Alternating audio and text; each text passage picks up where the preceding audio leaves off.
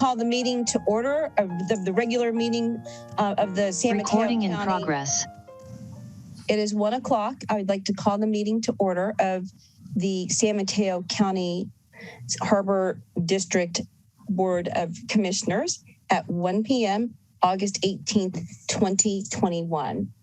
Can I please have a roll call, Melanie? President Jane Crawley. Present. Commissioner Ryring. Present. Commissioner Mateusz. Present. Commissioner Zemke. Present. Commissioner Lorenas. Here. Great, thank you. We have a quorum, and I'll move on to item B, which is public comments and questions. Any member of the public who would like to speak to the Harbor Board of Commissioners for 2 minutes may do so on items that are not on the agenda. Do you see any? I see a couple of hands raised. William Smith.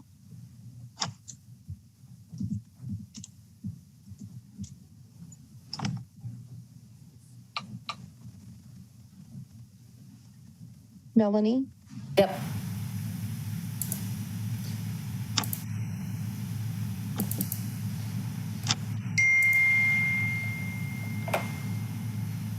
Thank you, Mr. Smith. You have 2 minutes.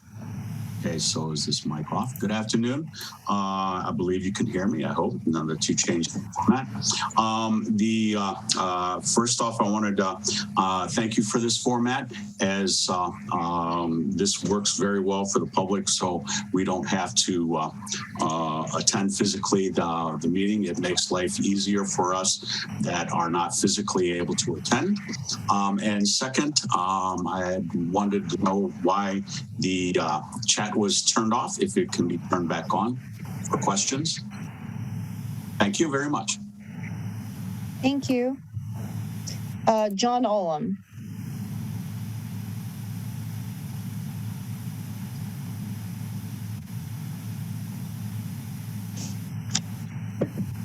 Melanie, can you? Oh, I'm sorry. I'm make having sure that the clock is at 2 minutes when Mr. Olam's. I'm sorry. I'm having some technical problems. Hold on a moment.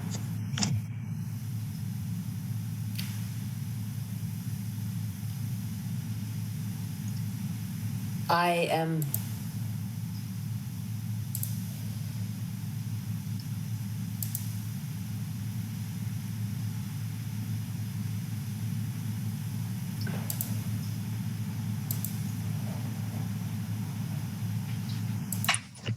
Have I been unmuted? Yes. Sorry. Hold on, John. I was having some problems. I appreciate the timer. Let me get the timer ready.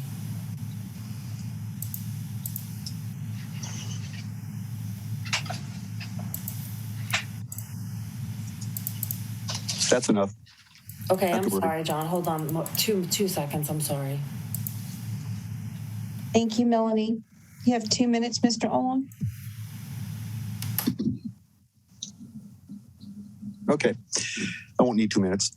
As you know, and as people who are paying attention to this meeting should know, there is major issues at Pillar Point Harbor, especially at Johnson Pier and at the fuel dock.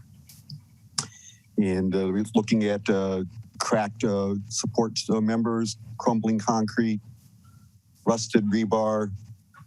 The fuel dock is projected to have only 2 to 5 years left of life. These are all serious threats to the fishing industry on the coast side. Threats that none of you seem to be taking very seriously. I would ask that you pull item 4 from the consent agenda so that we can discuss the state of grants as the district is applying for. Apparently, your only hope of repairing any infrastructure at Pillar Point Harbor lies in obtaining grant funding, and does not look like we're having a lot of good luck getting grant funding. So please pull item 4. I'm done. Thank you, and please mute me. Thank you. I don't see any other hands raised. Melanie, do you see anything? Anyone who's got his or her hand raised? No hands are raised. Okay, so I'm going to close public comment now, and we will go to the consent calendar.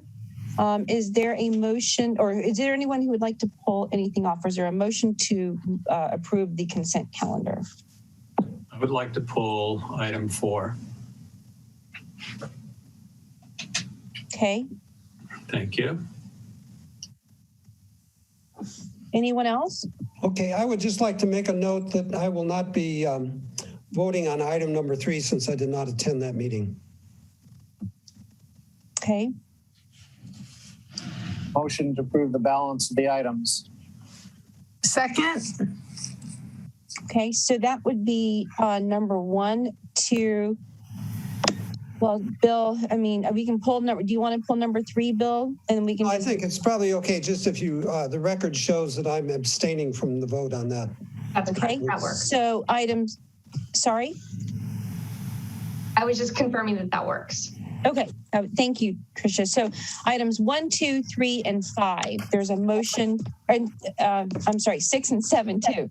A motion to approve those items. And it's been moved and seconded. Any discussion by the board? Any public comment regarding the motion to approve the consent calendar? I believe Mr. Olam has his. Okay, thank you. Again. Thank you. Can you please put the timer on to 2 minutes? I'm not sure why I'm being asked to speak to this. I'm waiting for item 4 to come up, so I have no comments on how you vote for your consent agenda. Okay, so there's a motion and a second to approve the consent items minus item number 4. Let's do a roll call, please. Commissioner Ryan, Aye. Commissioner Mateusz, Aye. Commissioner Zemke, Aye. Commissioner Lorenz, I, with the exception of number 2, I wasn't at that meeting. President Chang Karali. Aye. So that motion carries. So we're going to go on to the actual business of the Harbor District. And so we'll start with discussion item number 8, expanded fish sales by commercial fish buyers. Jim?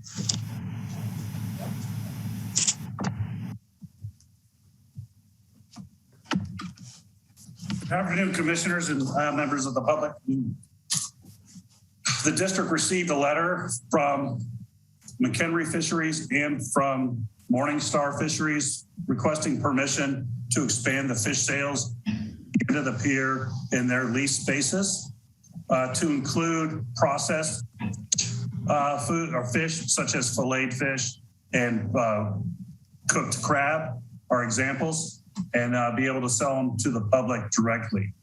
I responded on behalf of the district to let them know that this would have to go to the board because it did involve their lease, as their lease restricts them to only selling to the public that product as received from the fishing vessels itself, similar to off the boat sales. So now it's coming up before the board. The board has authority to give me the jurisdiction under their lease to modify what they can do out there to include this activity of expanded fish sales. If the board were to approve this, they would require additional permitting, County of San Mateo, to have a fish market in their building. And I'm recommending that if we do allow that, all sales take place from their leased space. Only seafood products landed on Johnson Pier be offered for retail sale. That the percentage of gross sales be set at 3%. It's currently 2.5. I'm making the recommendation of 3% because the fish market at Order at the Corner pays 3% on the sale of their fish product. No sales activity shall take place during the loading or offloading of fishing vessels unless personally escorted by an employee of the fish buyer or a representative of the fish buyer. And then finally, individual fish buyers are required to get and obtain their own permits from the county. If this is approved, it will compete and affect the fish sales at Order at the Corner, because That is the only active fish market in Pillar Point Harbor at this time. Pending any questions, that's my report. So I'll open this item up for commissioner discussion at this time. I have some comments. Okay, Commissioner Mateusz. The Harbor District has made a lot of progress on Johnson Pier in reducing traffic. We came up with a line. We're trying to reinstitute the limit line that we don't want passengers to go beyond. And I'm conflicted in thinking that now we're going to devise a business where general public is going to go beyond the line where we don't want people to go. I understand that when there's not squid, when there's not crab, when there's not things to be doing that, why wouldn't we have more like farmer's market, shall we call it a fisherman's market, place to take some ice bins down? Have we adequately thought out trying to have something on land that reduces the traffic, the foot traffic on the pier? I'm also concerned at the end of the pier, there is no railing. Many of us have witnessed on Johnson Pier when the railing was rebuilt and it was repurposed so that people didn't use it to sit on, to set things on. There's nothing like that at the end of the pier. It's a safety issue. In addition to, we talked about the revenue. I'd like to see this sent back to the Revenue Committee to try and get some kind of an idea of what our revenues could be expected, what the lease amendments might look like. And I'd really like to find out, can't we find a piece of ground, either part of Perch Beach, part of the land over by the picnic tables?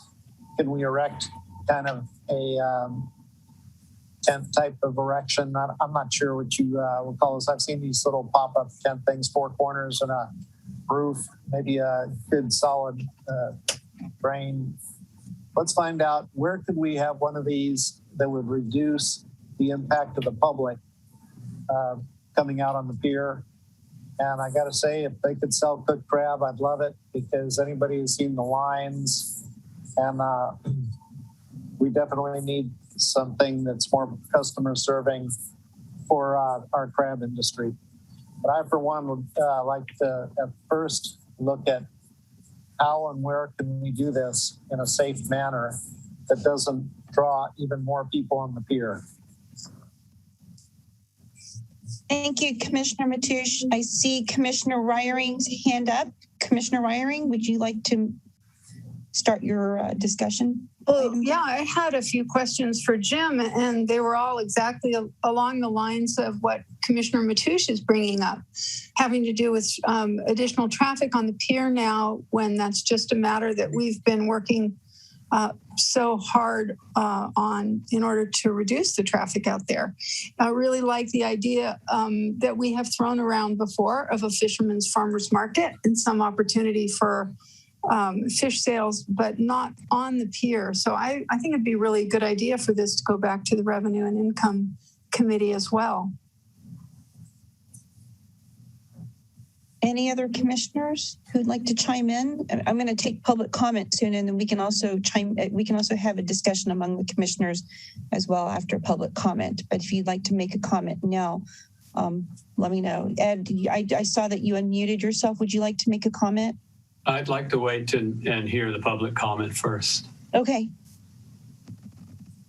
Okay. I'm going to take public comment on this item right now and open it up for public comment. So I saw Lisa Damrosch's hand up first. So Lisa, this is your time. You have 2 minutes. Thank you. Hello, commissioners. Good afternoon. I don't need 2 minutes. I just wanted to let you know that I was here if there were any questions. I think the rationale and the idea is in the documents that you have. If there's any questions, I'm here. Also, having heard the recent commissioner comments, certainly open to working through the committee or whatever the best process is to fully explore this idea. And again, it's not adding. We currently have the ability in our lease to sell from those locations. We're looking to expand the product line, but again, always open to what the best solution is for the public to get access to our seafood here locally. So thank you, and appreciate you looking at this issue. Thank you. John Olam. You have 2 minutes.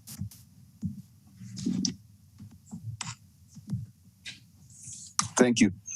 To me, it sounds like a great idea. It adds a lot to the character of the harbor.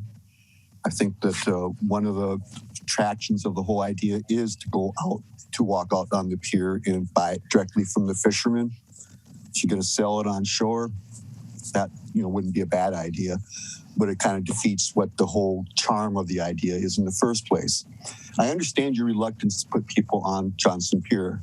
You all know better than anybody that Johnson Pier has a lot of structural problems, and there is nothing on the horizon for us how we're going to deal with those financially anyways. So I can understand your reluctance to send people out there. I did put the caveat in there that they would be escorting people out there during busy times, which seems like should not be a problem. It seems like they've made an effort to figure out how to address some of your objections. Just because you want to keep people off the pier is not a good reason to deny these men and women an opportunity to improve their standards of living by selling off the docks. And as they've mentioned, they're only asking for an expansion of what they already have. Nobody has fallen off of the dock. And if there was a problem with the railing not being there, I would assume that somebody would have done something about that a long time ago. So please, go ahead and consider. I know you're going to kick it into another committee and kick it around some, but I would like to see an attitude of how can we make this happen versus what is wrong with it. So you can always find reasons why you can't do something. I want to see you guys talk about how can we get this done for them. These guys work hard. They're the primary reason the Harbor District exists. And their priorities seem to be way down on your list. Thank you. I'm done. Please mute me. Thank you. Commissioner Lorenas, I think you wanted to make a comment after public comment. Well, hold on. I don't see any other hands. And I'm not going to close public comment right now, but I do want to hear if commissioners would like to, kind of talk amongst each other in response or taking in the extra information that we've received from the public. So, Commissioner Lorenas, I know that you wanted to wait. If you want to listen to others, that's fine, but I'm opening up the floor to you now. No, I can, excuse me. No, I can go now. The letters that we received were well written. They made their case very well. I understand Tom's reluctance. I think we should find a way to work with Morningstar and McHenry Fisheries to do this. I realize that it's on their lease agreement already, but I appreciate the fact that they want to be forthcoming and work with us. And with respect to the public on the pier, the way I see our mission is not necessarily to limit or keep the public from the pier. Our mission really is to provide them safe access. And so if we can accomplish that, and I think we can, we should definitely find a way to work with McHenry and Morningstar to make this happen. I see no reason we can't do that. Thank you. Commissioner Zimke, I see that you're unmuted. Did you want to chime in here? Thank you, Virginia.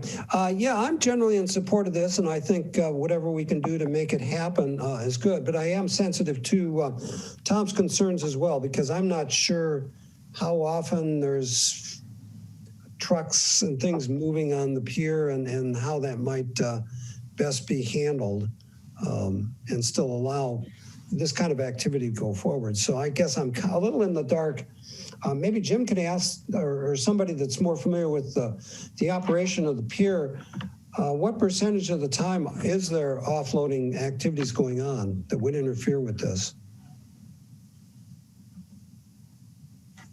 Jim? Commissioner Zemsky, thank you for your question. The pier gets extremely busy during squid offload season, crab season, salmon season. When those fisheries aren't strong or moving, the pier is, the trucks aren't out there. We can consider the idea of allowing this with direction to staff to research with the finance committee the viability of starting a fisherman's market on in the future and finding a location for that. Mm-hmm. So, go on, Commissioner Zemke. Oh, no, that's all I had. I think, I would be very much in support of trying to find a location to make a fisherman's market accessible to the public, which would seem to maybe be a good solution. If there's a lot of activity going on the pier, maybe it's not a good idea to have a lot of people walking all the way out to the fish buyers' leases. So, it looks like the staff report gives us two options, and it sounds like a third option, if I'm hearing all of the commissioners correctly, and correct me if I'm wrong, that a third option could be to have this go to the Revenue and Income Ad Hoc Committee.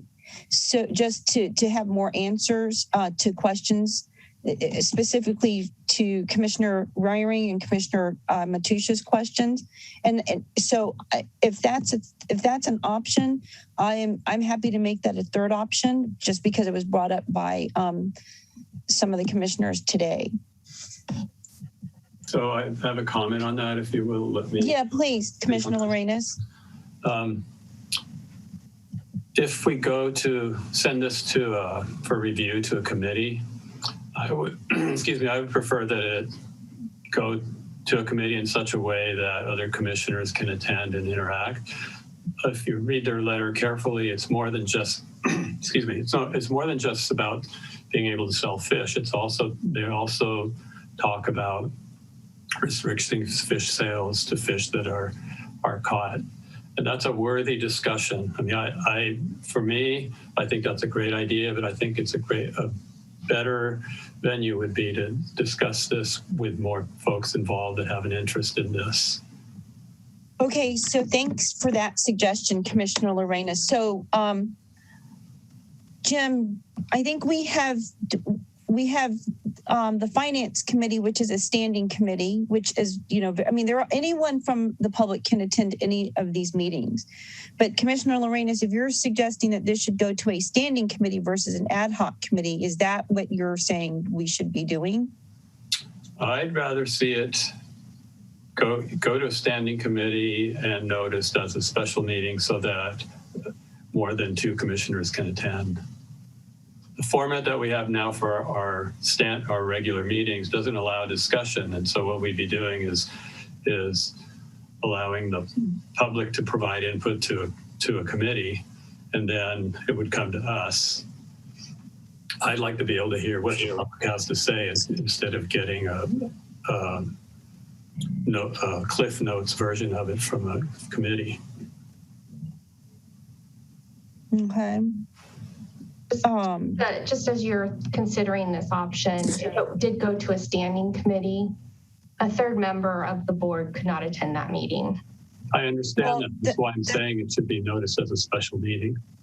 Right. But a third member of the board can attend the meeting, Tricia. The third member of the board cannot speak at the meeting, right? And so if I'm hearing Commissioner Lorenas correctly, is that he would like to have this as a special meeting so all 5 of the commissioners can participate.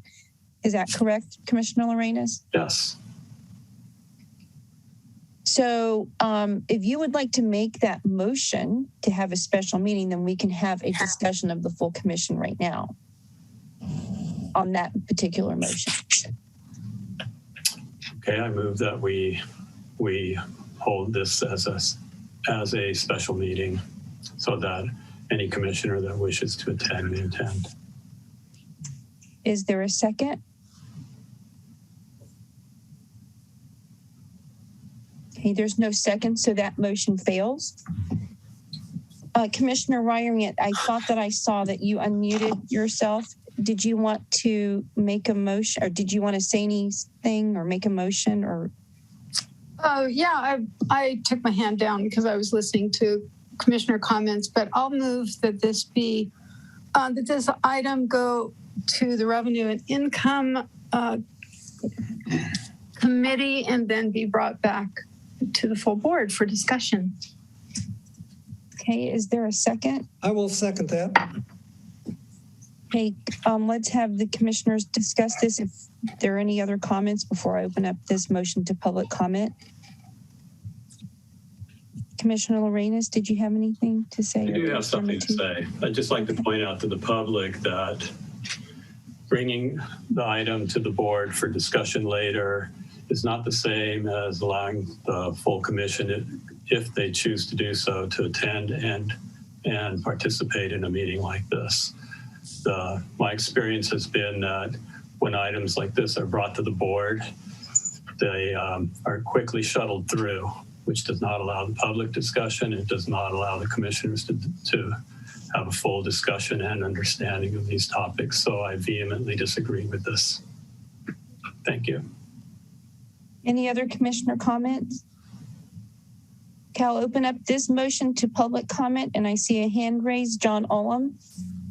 You have 2 minutes, Mr. Olam. Thank you. You know, rarely do you see an opportunity when you watch public meetings, and I watch a lot of them, where all of the concerns of all the commissioners can be addressed, you know, in a way that makes sense. Mr. Lorenas simply wants as much public transparency and participation in the decision as can be achieved. And Ms. Rearing seems to think that the only issue here is whether there's any money in it for the district, because she wants to go to revenue. And it's kind of surprising to watch Commissioner Zemke, you know, at first support the idea of fish selling out there, and then go to this notion of we're going to have to decide if it's good for the district to make some money off of this. Well, obviously the success of these individual operations is good for the district. And why you would want to send this into another subcommittee meeting that nobody will attend and will have very limited opportunity to say anything, 2 minutes. And then you're going to tell all of the commissioners what was said, and that is what you consider transparency and doing what's in the best interests for the public? I really don't get the attitude. Mr. Commissioner Lorenas' idea is pretty straightforward and could have accomplished everything that you all want to accomplish, except you don't want it to be talked about in public. Don't get it. I'm done. Please mute me. Thank you. I see another hand raised from Johnny Chandler. Mr. Chandler, this is for the motion on the table to refer this item to the ad hoc committee of the Revenue and Income ad hoc committee.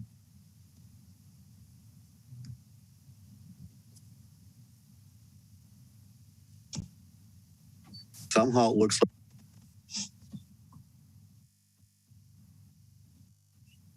Melanie, I'm not sure if you see Mr. Chandler's hand up.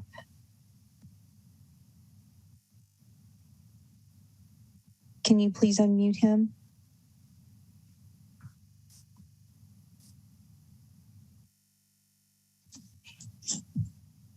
He should be able to talk. I see that he's mute. I don't know if Mr. Chandler can hear me, but if you can, Mr. Chandler, you're still muted.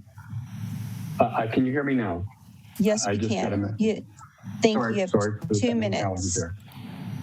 I just want to concur with Commissioner Lorenas that I think an open discussion of this with the full board is warranted and would be better serve the community in getting more information rather than rushing to a judgment with a smaller committee group. And I realize that there are benefits to a smaller working group, but I do think you get more information from a larger group, and I would concur with that. And I'll leave it at that. Thank you, Mr. Chandler. Okay, so we have a motion and a second on the table. Any last commissioner comments? Okay, then I will go for a roll call, please. Actually, Melanie, would you read You know what? the... Actually, Virginia, before we vote on this, I think that some of these comments are, you know, a bit specious, and I'd like Tricia to weigh in. Our process in no way keeps the public from attending or voicing their opinion, and in fact, going to committee, they'll now have 2 opportunities to do so, and the full commission will be weighing in. So, Tricia, can you speak to that a little? Of course, the public has an opportunity to speak to any noticed meeting of a committee. So if the Revenue and Income Committee is a notice committee meeting, then the public will have an opportunity to participate in that, and then again have a opportunity to participate in the meeting when that committee reference or brings their recommendations back to the full board. Thank you. Thank you, Commissioner Reiering, for that clarification. That is correct. And the Revenue and Income Ad Hoc Committee, I will make sure that is noticed as a meeting that where the public can attend. And Commissioner Reiering is correct. The public would have 2 opportunities to comment at this point instead of just one. I'd like to make a comment on this. Please. Thank you. No one is saying that the public cannot attend these committee meetings. What I'm asking for is for these meetings to be noticed in such a way that any commissioner that would like to hear the discussions and ask questions can attend. And the only way to do that is to notice it as a special meeting. And the reason for that is, as I said, when this item comes up to the general meeting, and this has happened many times in the past, there's examples of this. What happens in our regular meeting is that the board decides they've had enough discussion very quickly, and a motion is made and voted on, and the item moves on. So in order for me as a commissioner to understand what the public is talking about, I need to be able to go to the meeting and interact, ask questions, not just sit there. That's what we're talking about. Thank you. There's a motion and a second. Is there any more commissioner comments on this motion? I've closed public comment for this item. Oh, Virginia, I just had one question. Are the committee meetings recorded? Jim? I think the standing committee meetings. Standing committees are recorded. Ad hoc committees are not recorded at this time unless the chair requests. Oh, okay. Thanks. And I'm happy to request that if the commission so wishes that to happen. But let's get with this. So we have a motion and a second right now, and I've closed public comment. So why don't we vote on this? And if someone would like to make a motion to have this meeting recorded, we'll entertain that motion as a commission as well. So let's do a roll call, please. Melanie, can you please read the motion and read the motion, please? I do not have the motion. Tricia, do you know what it is? Well, I believe, Commissioner Zimke made the motion to have this item regarding the fish buyers and their ability to sell fish off the dock or off the pier will be referred to the Revenue and Income Ad Hoc Committee committee. And Commissioner, I think Reiering seconded the motion. I think it was actually the other way around. She made it was the other way around. I'm sorry. Okay, Commissioner Reiering made the motion. Commissioner Zimke seconded it. Sorry. That's all right. And I think you, just to make it perfectly clear, to add to that motion that you were intending to hold it as a public meeting where the public could provide comments. Correct. So Melanie, that's the motion. Did you get that? No. Actually. President Corrali, if I can repeat it. Please. Commissioner Reiring made the motion to return this item 8, to go back to the Revenue and Income Committee for further discussion, and then it was amended after that by Commissioner Corrali to have the meeting a publicly noticed meeting, and that it be recorded.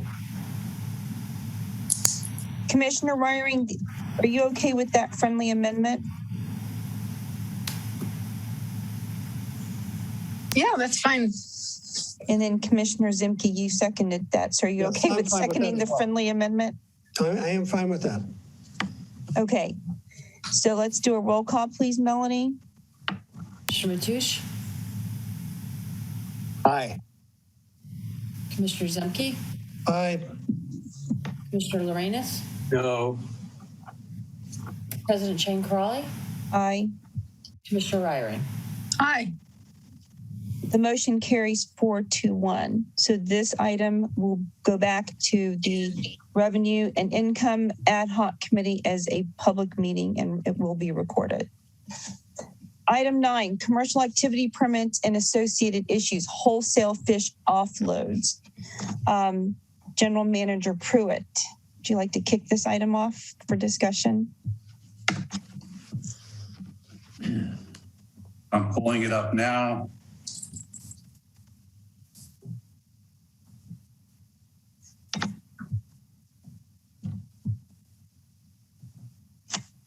So again, good afternoon, commissioners.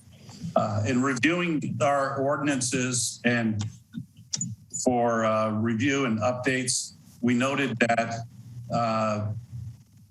caps for third-party buyers and caps for vessels that enter the harbor to conduct offloads that do not pay berthing fees, and then are required per our ordinances, but the district does not strictly enforce those.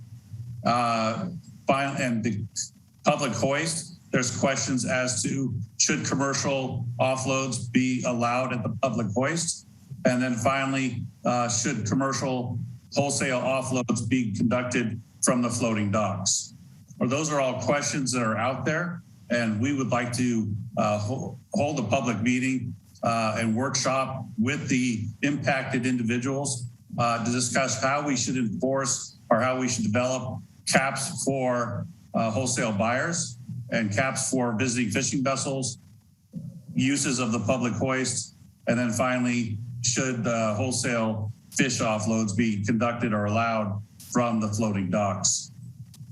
This is in accordance with our ordinance of 510.010 commercial activity permits. And it also aligns with goals 4, 6, and 7 of our strategic plan. And again, what we're asking for is authorize the general manager or direct the general manager to host a public meeting workshop to gain public input on requiring commercial activity permits for visiting fishing vessels, conducting commercial offloads at Pillar Point Harbor, the authorized uses of the public hoist, non-tenant wholesale commercial activity permits, and wholesale offloads, or whether offloads directly from third-party wholesalers buyers should be permitted from the floating docks, and report back to the Harbor District with final consideration.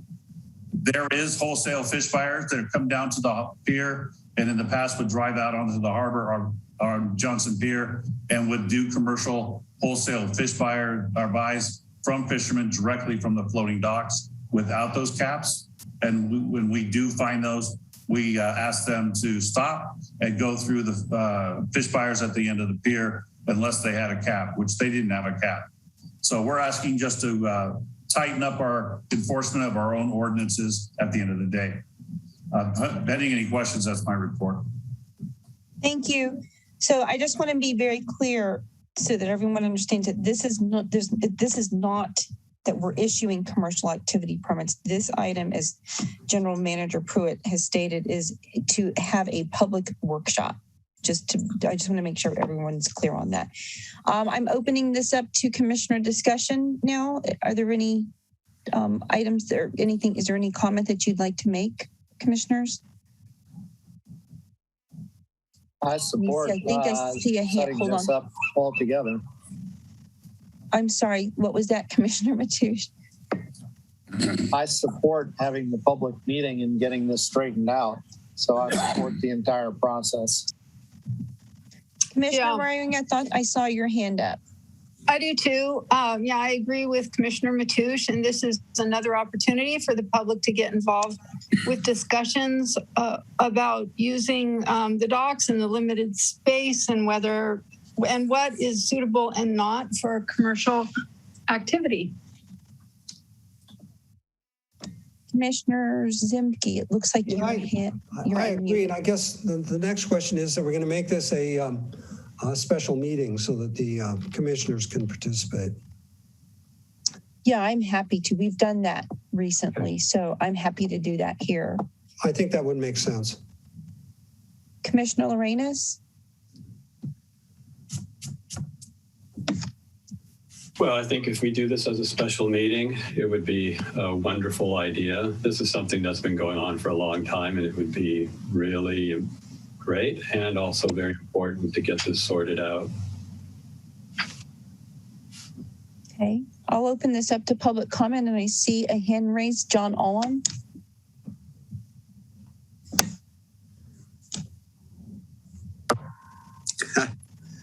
I'm just trying to understand what the difference between what you're discussing now and how you want to handle it versus what you were discussing in the last item and how you wanted to handle that.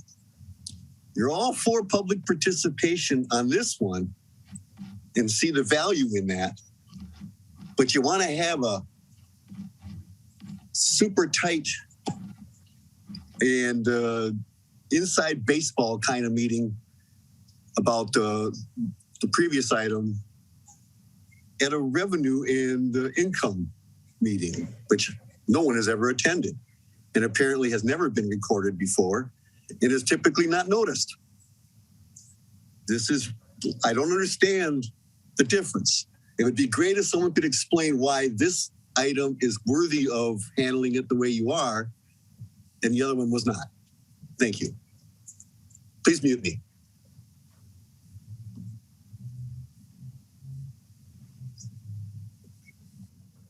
Any other public comments on this particular item?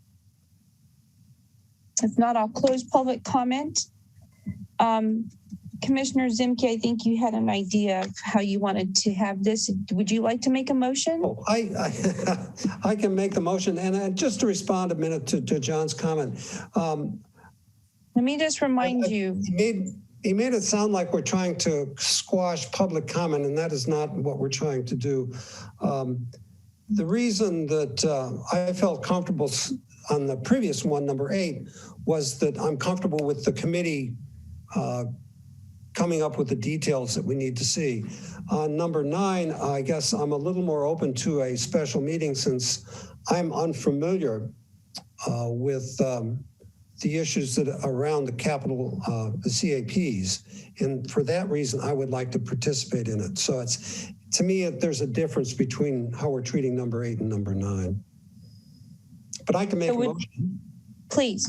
I would move that we concur with the general manager's desire to hold a public workshop concerning wholesale fish offloads, and would propose that be a called as a special meeting as well. Is there a second? I'll second that. Okay, any last discussion item or comments from commissioners? Okay, roll call, please, Melanie. Commissioner Zemke? Aye. Commissioner Lorenas? Aye. Commissioner Chang Crawley, Aye. Commissioner Ryring, Aye. Commissioner Mateusz. Aye. So that motion carries. Thank you. Item 10, commercial activity report for California Action Sports. John Moran.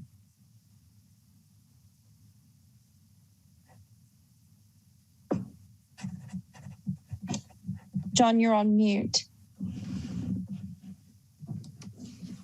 Thank you. Thought I hit the button.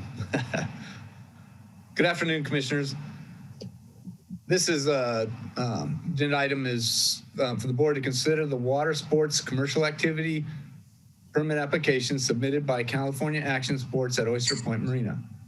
The commercial activity permit applicant is requesting approval to conduct a kiteboarding and water sports instruction business at Oyster Point Marina.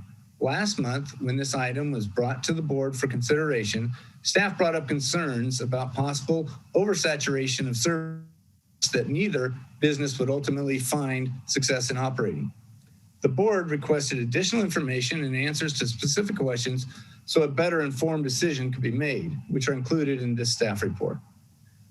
The district currently has one existing water sports cap at Oyster Point Marina. In the past, the district has allowed 2 water sports caps at OPM. Both require to pay the district quarterly 3% of total gross sales and services provided.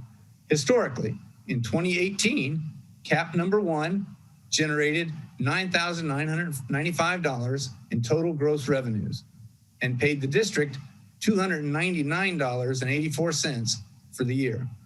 Cap number 2 generated $26,509, paid the district $795.27. In 2019, cap number 1 reported no revenue. Cap number 2 generated $21,240 and paid the district a total of $637.21. In 2020, cap number 1 did not renew their cap. Cap number 2 generated $1,233 and paid the district $36.99.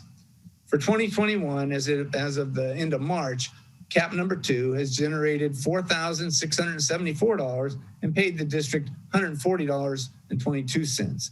Despite this history of very low income generation by the water sports commercial activity permits, the applicant believes his new business will be successful because of his services and marketing expertise. The Western Oyster Point Marina Peninsula currently has large ongoing development project underway. The development contractor is currently using a landside portion of the East Peninsula, which was previously used for kiteboard instruction. Since the proposed commercial activity permit applicant under consideration is not requesting use of any landside area, there would be no conflict with the development and construction taking place.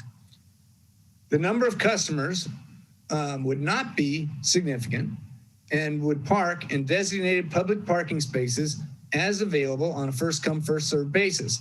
Therefore, staff believe parking would not be a challenge. Applicant is currently a tenant at Oyster Point and would meet customers at the dock gate and accompany them to the vessel, ensuring social distancing. Applicant would adhere to all county and state guidelines for COVID safety and would include a detailed operations plan consistent with those guidelines. Customers would not be provided with tenant dock gate or restroom keys. Permittee would be responsible for keeping the area used clean and ensure no potential environmental hazards occur. The district currently has several other approved charter rental caps that depart from in-water slips, which have historically caused no safety or security issues. Therefore, from an operations facility standpoint, staff does not foresee any significant challenges with this applicant's plan to depart with customers from his assigned slip. If the board decides to approve this commercial activity permit pursuant to the terms and conditions of the cap, permittee would be allowed to operate a kiteboarding and water sports instruction business at Oyster Point Marina. Permittee has already paid the application fee and would be required to pay deposit and quarterly gross revenue fees of 3% as adjusted annually.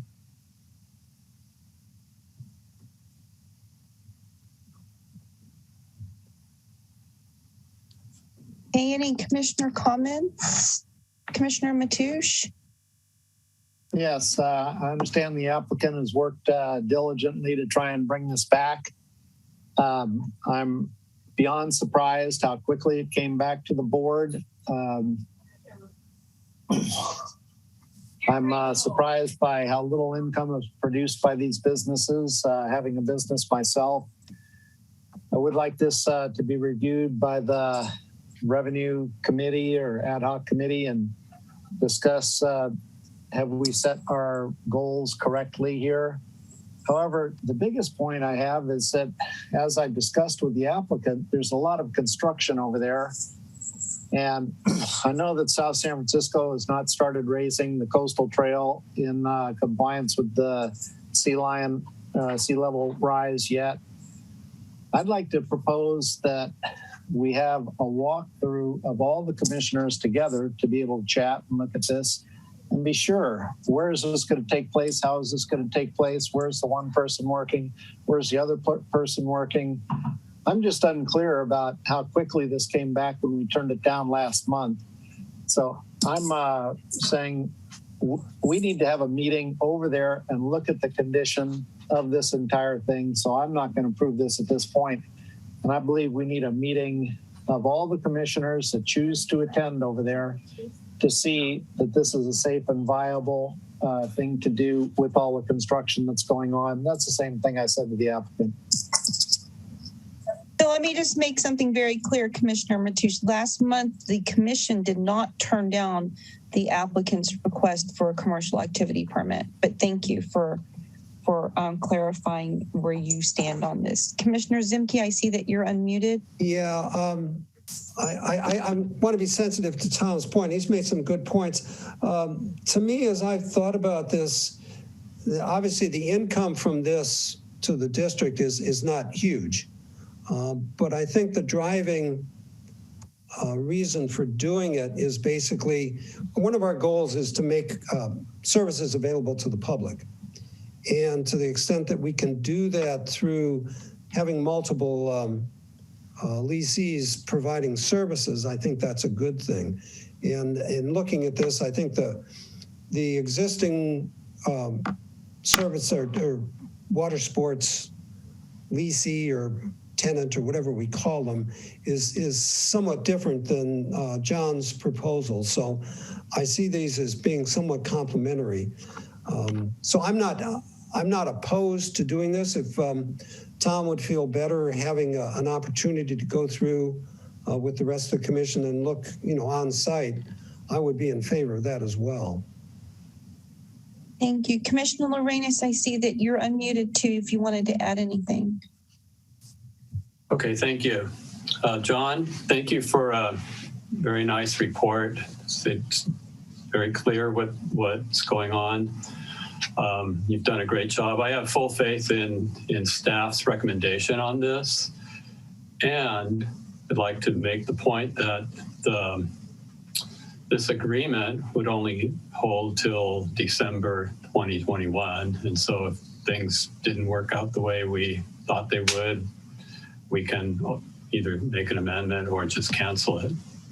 So I don't see any reason we shouldn't approve it.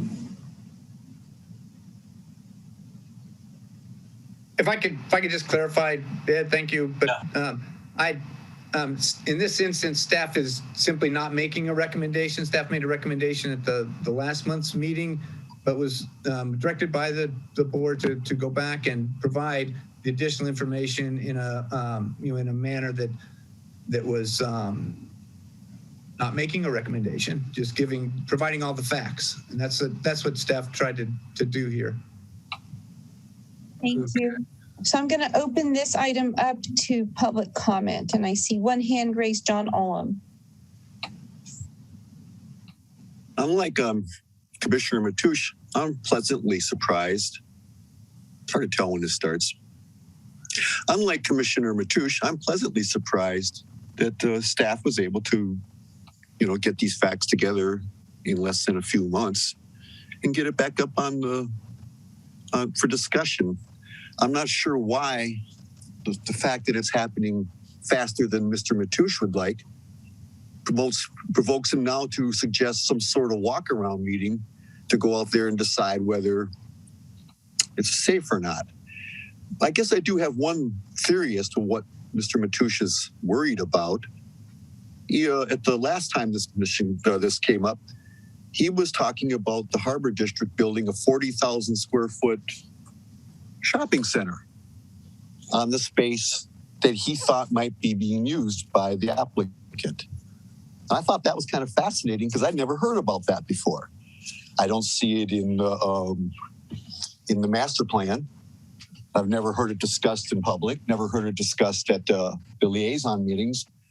In fact, at the last liaison meeting, the two South San Francisco representatives were pretty adamant that they did not want to lose any more open space that had already been lost out there. And I wonder if they know about Tom's dream of building a 40,000 square foot shopping center, especially in light when you have a lot of challenging funding issues for the things you're supposed to be doing. So could anybody explain to me how Tom's dream of the 40,000 square foot shopping center might impact your decision, and might explain why he wants to take you all out there so he can show you where he wants to put that shopping center?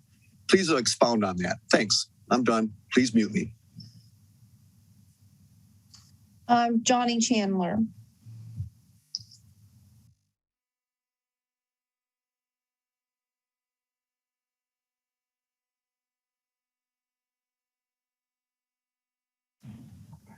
I believe I'm unmuted now. Can you hear me?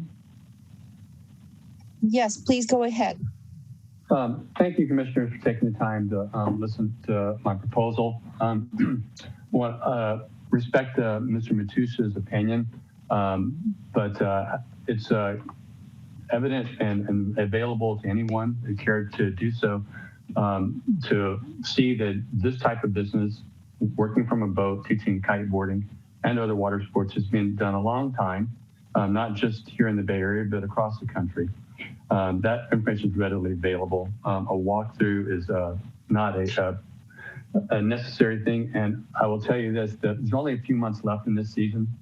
I want to point out that was severely impacting my business by not approving that permit. And more importantly, affect the Marina District by not gaining that revenue.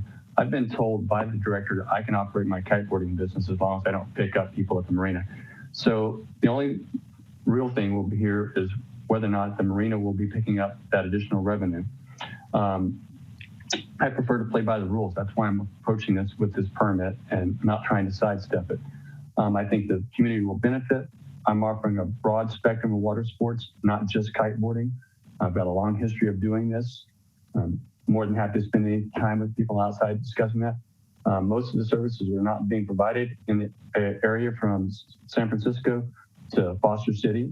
There's nobody providing paddleboarding or open water swimming or sailing instruction from San Francisco to Foster City. In Foster City and San Francisco, yes, they are. My projected revenue is a modest projection of one lesson a day, 5 days a week. Should easily net $10,000 a month. An estimated a monthly $40,000 to $60,000 a year with those modest projections.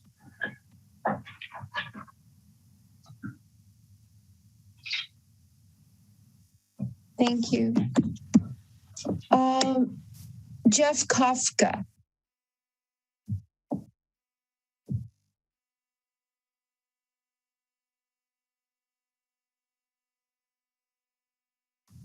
Hi, this is Jeff here. Can you guys hear me okay? Yes, we can. You have 2 minutes, Mr. Kafka. Okay, hi, thank you for your service. If you have interest in learning more about what we do and don't, I'm happy to share that with you. I've been successful at teaching this complex water sport since 1999. Johnny Chandler has lied, harassed, stalked, blackmailed, broke the law, and tried to sabotage us for his own gain.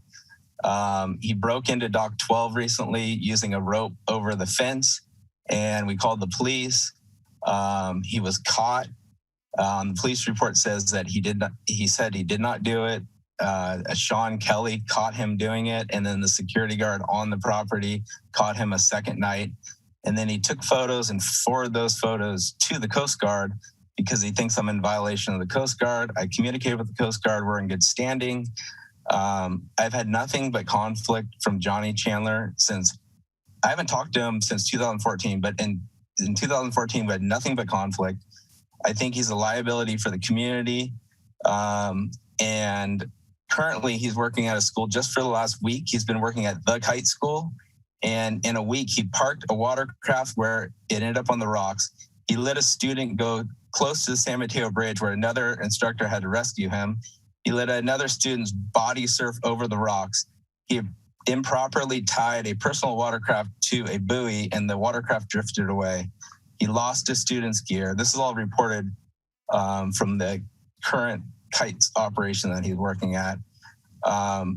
I don't have a conflict with the legitimate business and legitimate competition. I have a conflict with Johnny Chandler and his lack of ability and safety. I also wrote a document and you can look it over. Thank you. Okay, Commissioner Matoush, I think that you had mentioned that you had an idea. Do you want to make a motion? Yeah, I'd like to make the motion that we go over there and have it open it to all the commissioners and the public that wishes to attend, review the situation, and just make sure that what the Harbor District is getting into is a safe and viable business for all involved. Is there a second? I'll second that. Okay. There's a motion and a second, and I'll take commissioner comments on this motion. Commissioner, do any commissioners have a comment on this motion? Commissioner Zimke, you're on mute. My phone is ringing, so I did have to put myself on mute. No, not on this. I at some point maybe want to respond to Mr. Olam's previous comments, which. Commissioner Zimke, at this point, under I think the Brown Act, you cannot interact directly with the public for public comment. But thank you for if you have any comments for this particular motion, this is now the time to speak. If not, I see Commissioner Lorraine has unmuted himself. So either one. Yeah, I just want to quickly say that I'm all for public comment and participation. And in this case, I don't see the rationale from Commissioner Matoush. We're talking about business that's going to take a few people out on a boat that's already docked there. I don't see the rationale, so I am going to vote no. Hey, any other commissioner comments? So I see that there is a public comment that I will take on this motion. John Olam.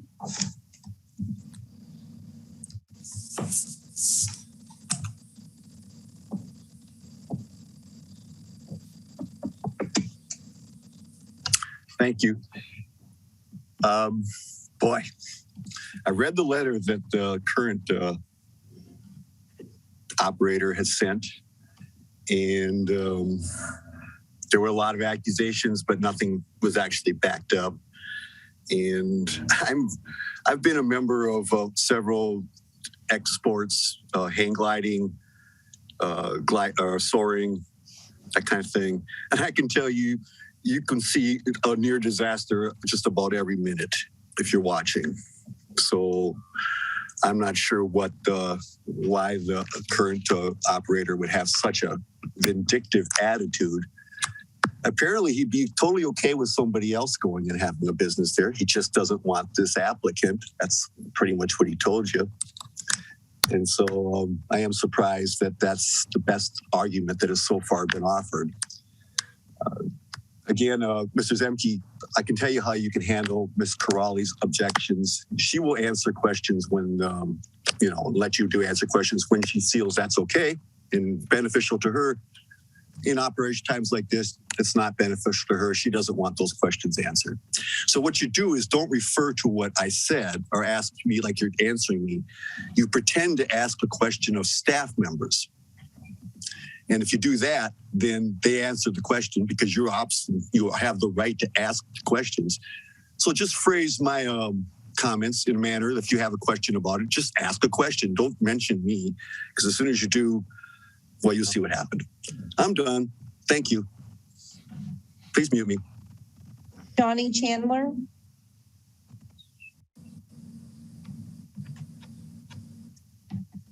And so this comment is for this motion, Mr. Chandler.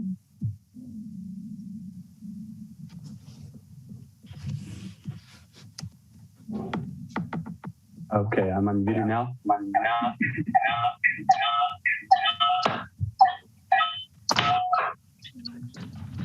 Can you hear me? Yes. Oh, I'm sorry. The motion would significantly impact my ability to operate the business there. It won't stop me from operating, but it will certainly impact it. I will be operating there. If I'm not allowed to operate it there, which the director told me I can, then there are other marinas that I can work out of. But this one's the only one with a boat ramp. It's the only one with a windsurfing launch ramp. The other applicant, who I'm a former employee of, and I have the W-2s to prove that, the applicant seemed to make it appear as though he has no knowledge of me. There were many misstatements in his allegations, and including the one that he reported to the police after I reported that he's in violation of the Coast Guard captain's requirement to have a captain's license. He is being investigated by the Coast Guard for that violation right now. And I provided him with documentation. He is clearly in violation of that law. And that's all I have to say about this. I will address any of these other allegations with my attorney and the other party, and not waste the board's time with that. Again, I'm moving forward with this business regardless. The only downside to me not getting that permit is that the San Mateo County Harbor District will be losing out on the revenues from that and not giving me a full opportunity to utilize the facilities there.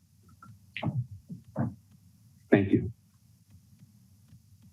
Thank you. There's a motion and a second. I'm going to close public comment right now. And if there are no commissioner comments, let's do a roll call, please. Melanie, would you please read the motion? It was Commissioner Mateo said, have the commissioners have an on-site visit and assess the business plan for California Action Sports at Oyster Point Marina, and assess the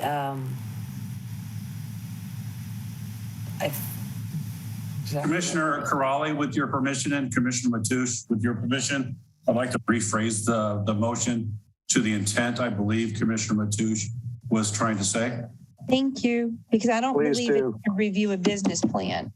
Commissioner Matoush made the motion to host a special meeting at OPM to the facility and ensure a safe operation with all personnel involved.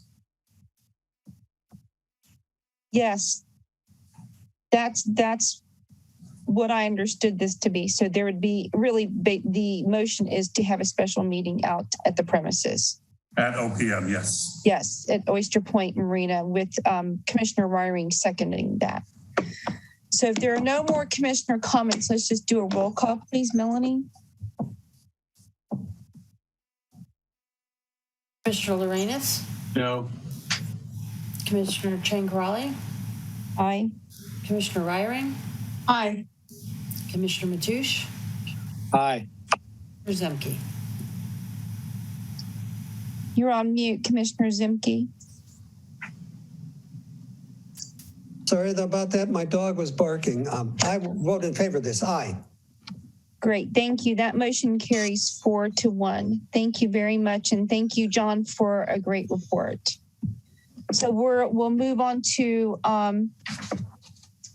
item 11, which is a review of districts following 2020 census / sole source redistricting consultant. Jim.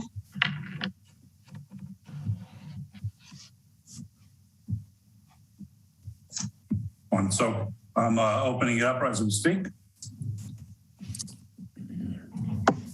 Good afternoon, commissioners. This is a requirement every 10 years following the national census is to review our districts to ensure that they reflect the demographics and areas of our county based on that census. So as required by California Election Code, Section 22000, the Harbor District is required to review the election districts following the 2020 census. And to accomplish that, we will need to hire a redistricting consultant to conduct this review. Since every city, state, county, and special district has to conduct this review, redistricting consultants are in extreme limited availability and supply.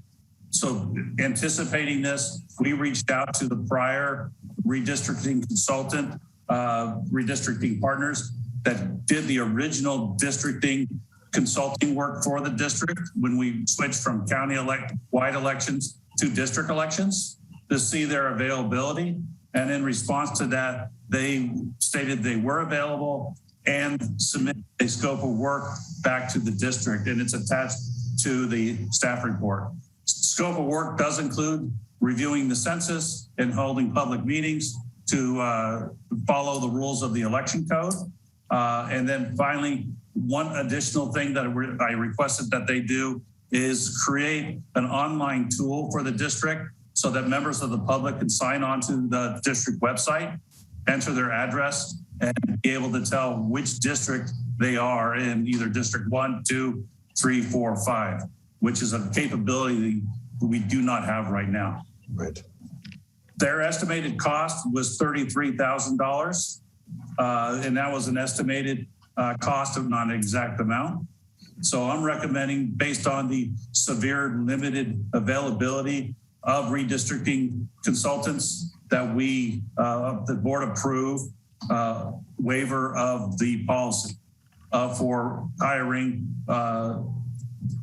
service agreements. Those service agreements per our policy state that anything over $5,000, I think it was, we need to go to the board and get approval. It has to be competitively bidded. And they do that to promote greater economy and efficiency for the district, to provide safeguards and maintain procurement policy, quality, and integrity, installs public confidence, ensures fair and equitable treatment to vendors, to foster maximum open and free competition, and to maintain procurement policy and procedures. You have the authority to waive that.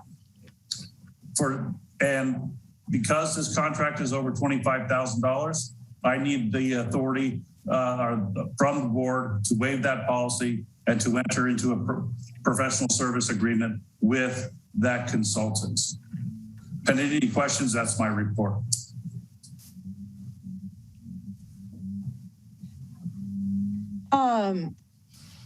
I see a hand raised by Commissioner Ryring. I'll open it up to commissioner discussion. I'm going to go ahead and make a motion. We can have discussion. I move that we authorize the general manager to enter into sole source professional service agreement with redistricting partners to conduct a voting district review following the 2020 national census in accordance with election code 22000. Is there a second? Second. Okay. Discussions by the commissioners. Commissioner Zemke, I see that you're unmuted. I don't know if you want to add anything. No, I think this is a good idea. Okay. Commissioner Lorenas? Yes, thank you. Jim, thank you for adding the ability to find out which district you're in. That's going to be very helpful to the public. As part of that, I would add that it would be useful to have them provide an accurate map that the public can use. What we had last time was, it was very difficult to tell which side of the borders you were on. They weren't accurate enough. So if he can do that as part of it, which I think he'd have to do anyway, if he's going to be able to provide that kind of information to the public, that would be also very useful. Thanks. Thank you. I'll open this up now for public comment on this item and the motion made by Commissioner Reiering. I don't see any hands raised. Do you see anything, Melanie? There are no hands raised. Then I will close public comment and let's go for a vote now. Roll call, please, on Commissioner Reiering's motion. Commissioner Chen-Carali? Aye. Commissioner Reiering? Aye. Commissioner Mateusz? Aye. Commissioner Zemke? Aye. Commissioner Lorenz? Aye. So that motion carries. So I'd like to move up the other business items 13 and 14 and put item 12 at the bottom before we take the consent item 2 into consideration. So why don't we move 13 up and let's have the report on the final consideration of amendment to ordinance code to ensure safe use of private mooring at Pillar Point Harbor. John Moran. Commissioner Carali, if I can interrupt. Sure. We do have guest speakers for the tsunami preparedness plan. Oh, okay. That will be making a presentation. So okay. We move on to the tsunami preparedness plan based on the fact that we do have guest speakers. Right. Okay. So are you saying that these other items might take longer because we could have moved them up at the beginning of the meeting, or is there a reason that their presentation is before these 2 items? I don't think they'll take any longer. The items afterwards. I just wanted to make you aware that we do have guest speakers that will address the tsunami plan. Okay, well then let's just take item 12 and just follow the agenda. So thank you very much for being here. This is the tsunami preparedness plan for Pillar Point Harbor and our harbor master, Chris Tibby. Thank you for being here. Would you like to kick off this presentation? Sure thing. Thanks, Commissioner. Thank you. Carali. Good afternoon, commissioners and members of the public. I'll first read you a staff report and a bit of an update, and then introduce our panelists who are awesome. So this is going to be good. Harbor District staff would like to thank the Board of Commissioners for receiving this update on what is currently underway in San Mateo County for the development of an updated tsunami preparation plan. A new tsunami preparation plan is underway in San Mateo County. The need for an updated stemmed from major data gathering and a comprehensive relook at tsunami studies that occurred after the 2011 Japan and the 2018 Indonesia events. Although California has about 200 years of tsunami data, new technology has significantly changed since the state conducted its last major study of the probability of a tsunami hitting the San Mateo coast. The expanded use of technology throughout California has discovered geologic evidence of several tsunamis and throughout California over the last 3,500 years on the northern coast where the Cascadia subduction zone is located. Investigating these events and using a comprehensive approach paired with new scientific information to capture the tsunami effect has increased dramatically. The results of these findings revealed that the San Mateo County would benefit from an update. Currently, there is a county task force headed by San Mateo County Department of Emergency Management that is making significant progress towards a new plan and has welcomed participation and collaboration from several agencies, including San Mateo County Harbor District. This plan will include evacuation sites, traffic plans, and zones, as well as enhanced alert systems. District staff strives to ensure everyone on the coast remains safe before, during, and after the next tsunami. With mission objective direction from the Board of Commissioners, San Mateo County Harbor District has historically been an effective partner with federal, state, and county agencies in focused tsunami hazard mitigation and preparations. It's safe to say that tsunami activity has in the past and may at any time impact our coastal region. To maintain and foster a sustained commitment to stay as up to date as possible with all agencies, Harbor Master Chris Tibby and District Training Officer Carrie Smith and Deputy Harbor Master Robert Dunn have continued participation in training with state, county OES offices, as well as CEAP to prepare for the potential of a tsunami and meet the ultimate goal of minimizing the damage to life and property. Additionally, harbor staff have specific tsunami section in the Harbor Emergency Response Plan, the ERP, and are trained through this working document in what to do and how to assist in a tsunami event. Pillar Point Harbor Master Chris Tibby is an active participant of the San Mateo County Tsunami Response Development Team and is encouraged by the dedication and collaborative efficiencies of working with all partner agencies. In any potential hazardous event, education and a little preparation can go a long way towards survival.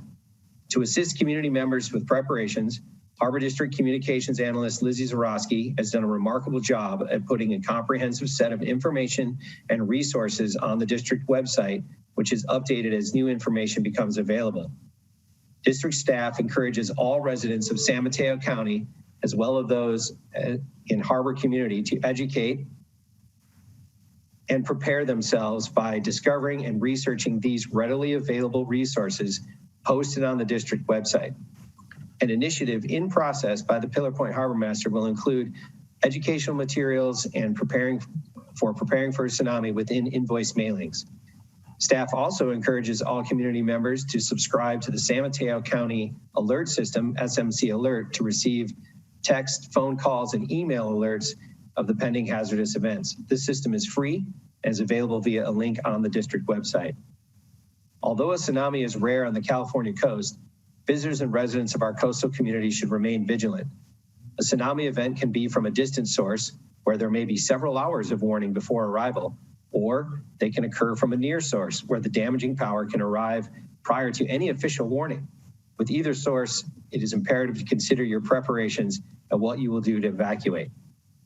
District staff encourages all members of the community to realize that Pillar Point Harbor and the immediate area surrounding the harbor is an inundation zone.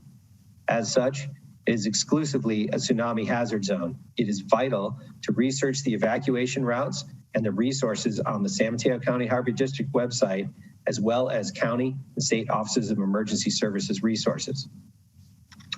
Thank you, and I'd like to introduce Yvette Leduc from Cal OES, Rick Wilson and Jacqueline Bort from the California Department of Conservation. Thank you. Thank you for being here.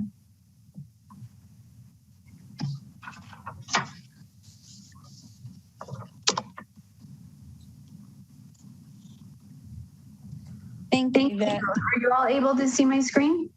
Yes, yep. Thank you. Okay, great. Thank you. And thank you, Chris, for inviting us today. So again, my name is Yvette Leduc, and I am the program manager for the California Governor's Office of Emergency Services Earthquake and Tsunami Program. And I'm here today with my partners at the California Geological Survey, Jackie Bott and Rick Wilson. So as Chris mentioned, our two agencies are the two lead agencies for the statewide tsunami program. Myself at the Governor's Office of Emergency Services, we provide the emergency management component of the statewide tsunami program. And Jackie and Rick and their partners at the California Geological Survey, they provide the science side. So Rick and Jackie are going to talk to you today about the different maps and modeling products that we have, and also some mitigation products that we have that we can use to support you. And I'm going to tell you how you can take those maps that they produce and the products that they produce and how you can use those in your county, in your planning efforts, and also to share the information with the public. So as you can see on this slide here, we have many different tools to help provide you support in your local planning efforts. So we provide anything from training and exercise support to helping you become tsunami ready, which your County Office of Emergency Services is familiar with and working on. Every year in March, we do a Tsunami Preparedness Week. So we do a lot of activities with the public to help provide them information about the tsunami hazard. And I'm going to talk to you a little bit about our response program and how we can help support you if we do have a potential tsunami event that will impact California. So the question always comes up, we don't hear about tsunamis very often. Do we have them here in California? The answer is yes. And as you can see on this slide, since 2009, we've actually activated our response operations 6 times. The most recent one being Alaska, January 2018, we had a tsunami advisory for part of our California coast. And the largest being March 2011, that was an earthquake that occurred off the coast of Japan, traveled across the ocean and impacted us here in California and actually caused about $100 million damage to our coast here in California. That's pretty significant, especially since most of that damage was in our port and harbor areas.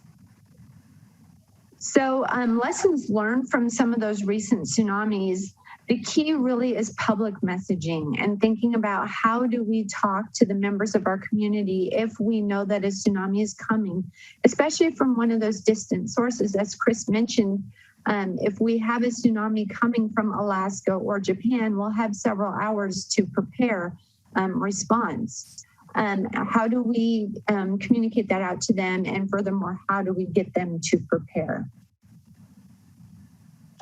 So we see these events that are coming from places far away like Japan where that earthquake occurs over there. So obviously we're not going to feel that event here in California.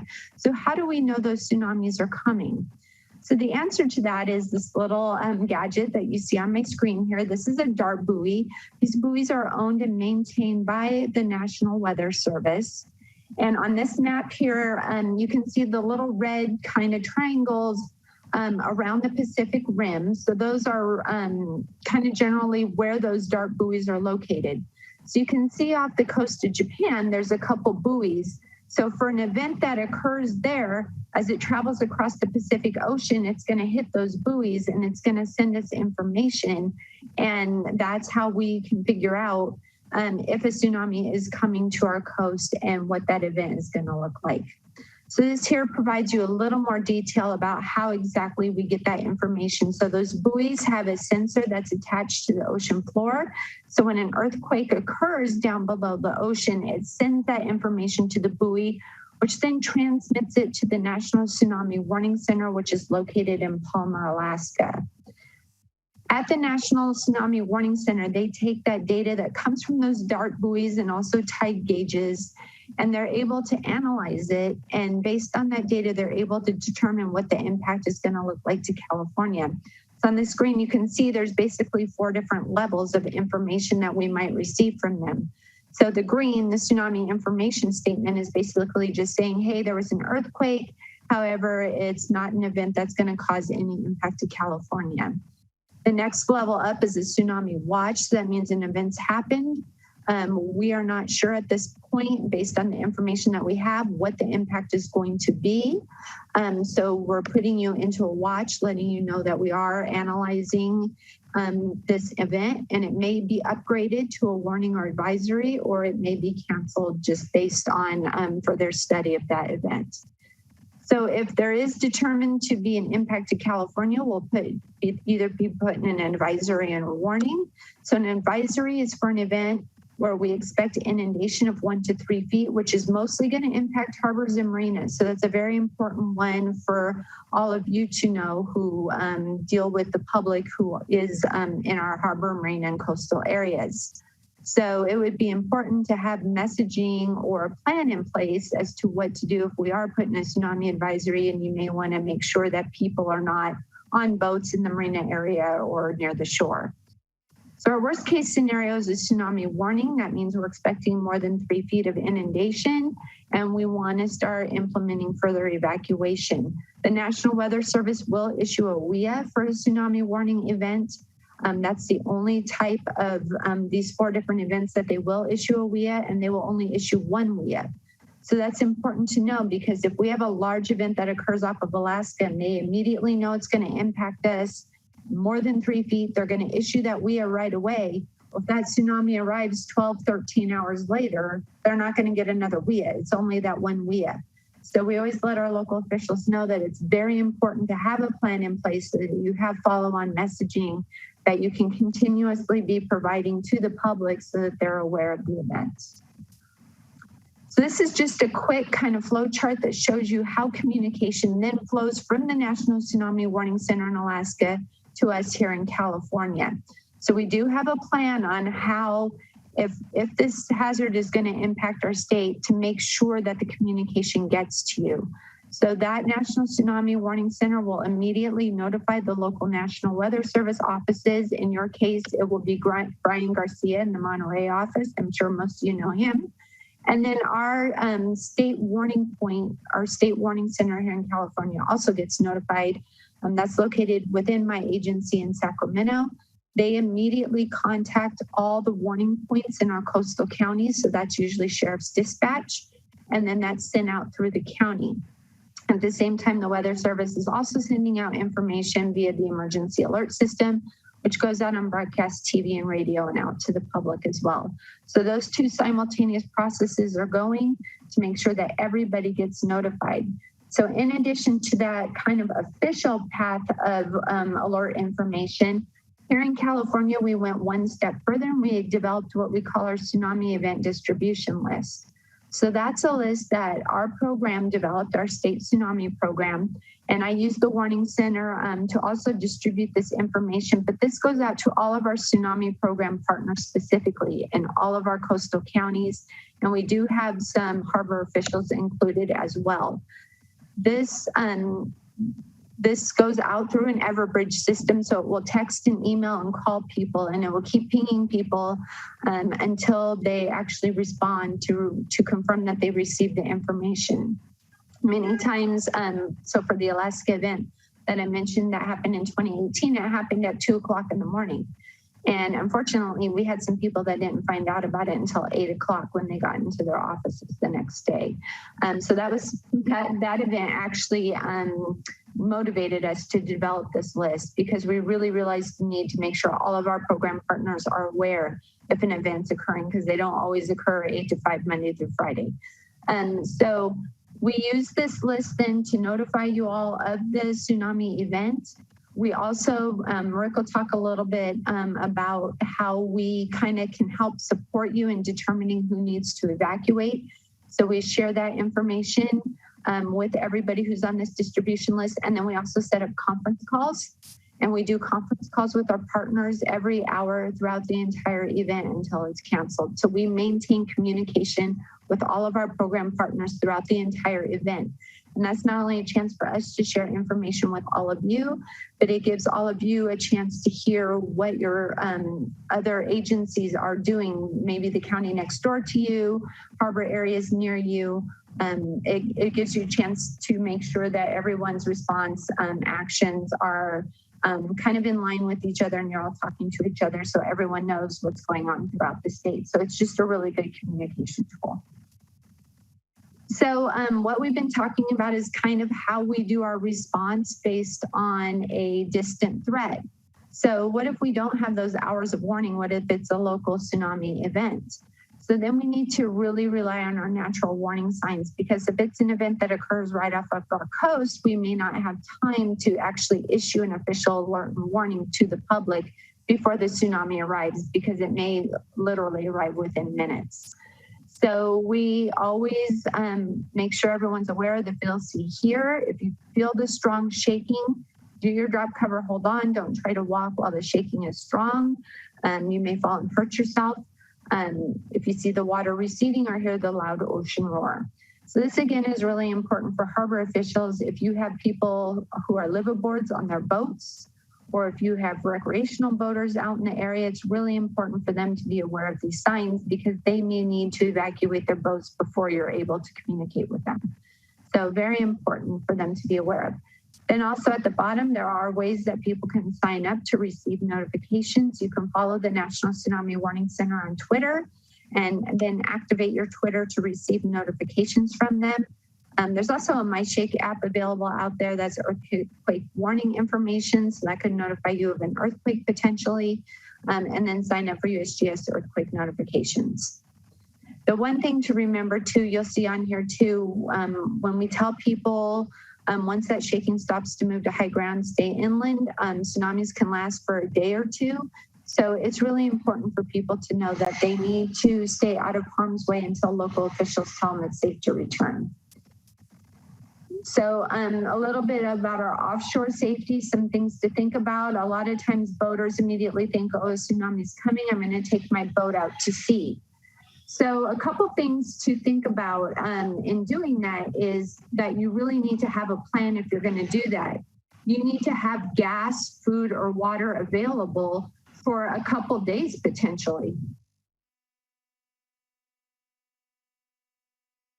I apologize. And then another thing to think about, so back in the 2011 tsunami, up in Crescent City, their entire harbor area was wiped out by the tsunami. So if you're a boater who has taken your boat offshore, you have enough gas for 2 days, you've been out there for 2 days, you come back to your harbor, it's gone. So now you have to be able to take it to another marina or harbor. Is there one nearby with available space? Do you have enough gas to get there? Do you have enough food, enough water? So there's a lot of things to think about in developing your plan for people with boats.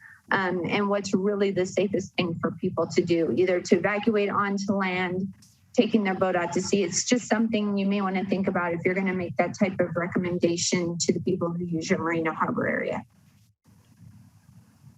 Oops.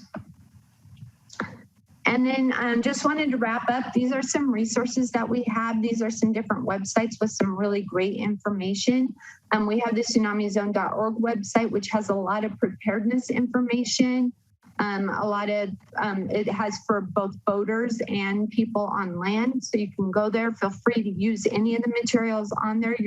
You can download them, change them to meet your local needs. Feel free to do that. The tsunami.gov website is the National Tsunami Warning Center website. So you can go on there and look at all the information they have. They have information about past tsunami events, and you can take a look at like the different types of communication that they put out. The caloes.ca.gov and the My Hazards website allows you to go in, plug in your address, and find out about the hazards that are in your area. And the tsunami.ca.gov website, that's where all of our tsunami hazard maps are located. So you can actually go in, click on San Mateo County, and take a look at what that tsunami hazard area looks like for any specific spot along our coast.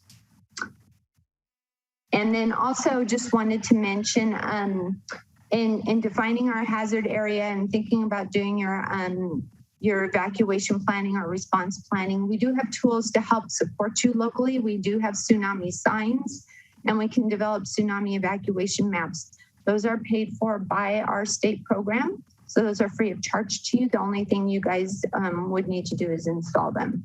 So if you're interested in any type of products like those, you can always contact me. And I think most of you probably know Brian Mulver with the county. We work with him a lot.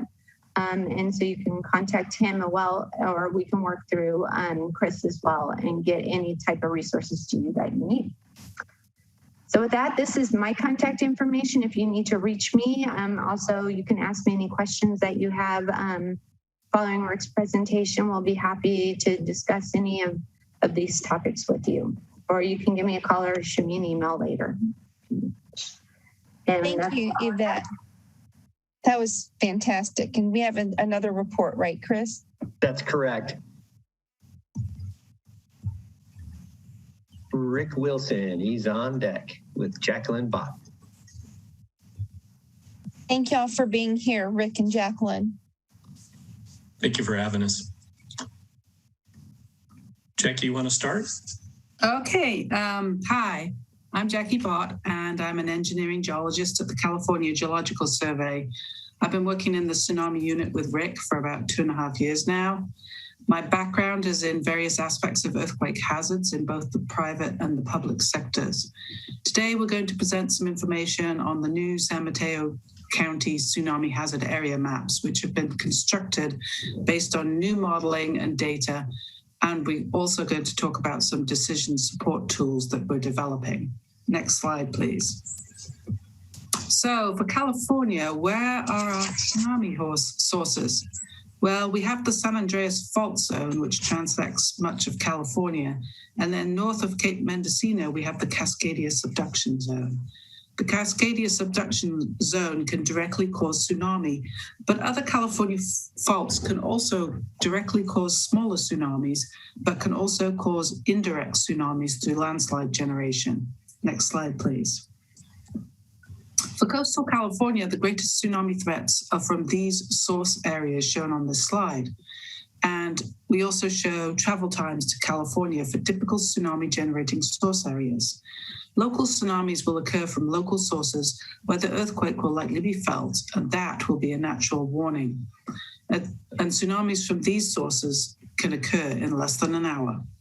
Regional tsunamis from Cascadia Subduction Zone, for example, would take 1 to 3 hours, and tsunamis from distant sources generally take at least 5 or more hours to get to California. Next slide, please. Here's a list of notable historical tsunamis observed in San Mateo County. The majority are from distant sources such as Alaska, Chile, Japan, with the Hayward Fault being the only known local source.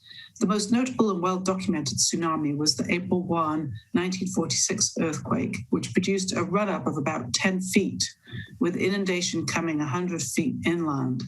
Half Moon Bay sustained damage to some homes and docks. Next slide, please. Here are some photographs that I dug up from the internet that document the inundation from the 1946 earthquake in Half Moon Bay. The earthquake that generated this tsunami came from the Aleutian Islands.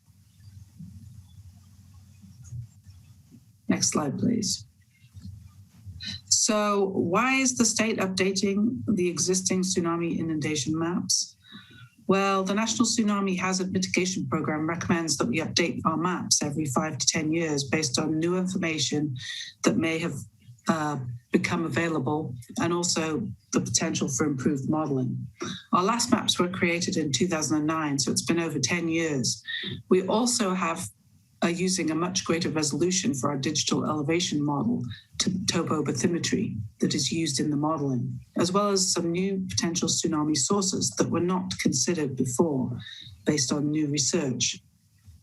And based on our list, the hazard on the California coast has gone up. Next slide, please. Over the past 10 years, we have learned from the Japan tsunami in 2011 that tsunami hazards can be hugely underestimated.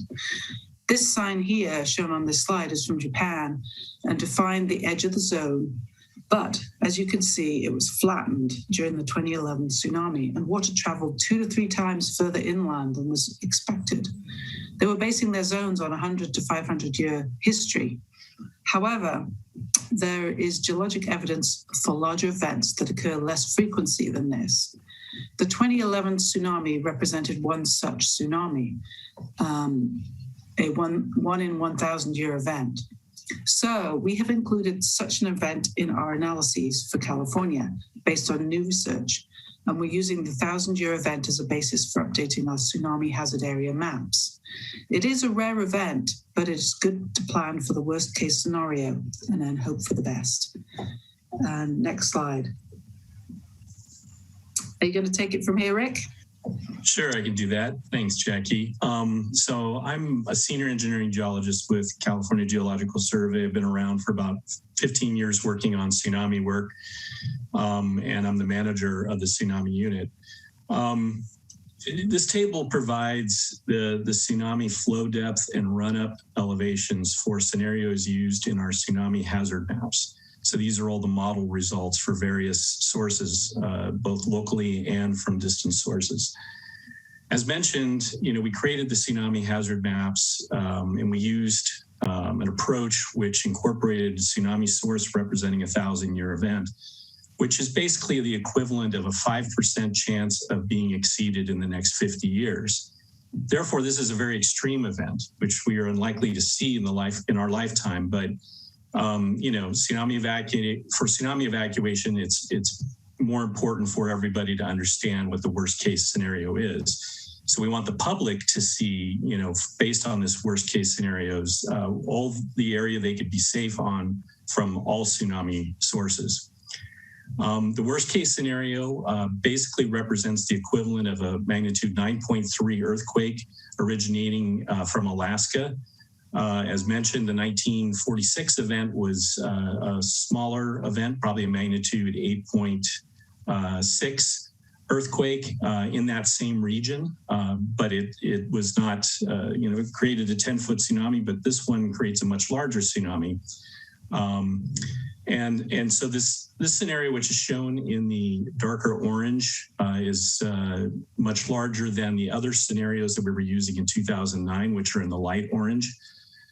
Within the bay, we don't see a whole significant change along the outer coast, but in the outer coast area of the county, we do see that elevations are 2 to 3 times more, potentially could flood to a higher elevation, run-up elevation during the, you know, this severe event. But I want to stress that 99% of the time, we're not going to see or get a tsunami like this. As a matter of fact, over 90% of the time, tsunamis are going to occur in San Mateo County coast. They'll be relatively small. They'll either be causing strong currents inside harbors or perhaps minor flooding along the coast. And so for this reason, we created other tools that we wanted to share with the county, and they've looked at these as decision support tools for real-time response. And these were what we call tsunami playbooks. The playbook approach is twofold, one for landward evacuation purposes, and these are only to be used for distant source events. Again, as Yvette showed, if you had a local event, you really just want to react to that event in real time and do it that way. But if we have time, if we have more than, say, 3 to 4 hours to plan for a secondary evacuation, a smaller evacuation, this is how the playbooks can help out. We basically come up with an elevation of what we think the flood level will be for that particular event based on the information we get from the Tsunami Warning Center in Alaska, as well as tidal information and storm information. Whatever that flood level is going to be, we would recommend what playbook plan would be best to use. Similarly, for harbors, we do a similar thing, but it's based on strong currents and what the amplitude of the tsunami is. And I'll show how this works in real time in the next couple slides.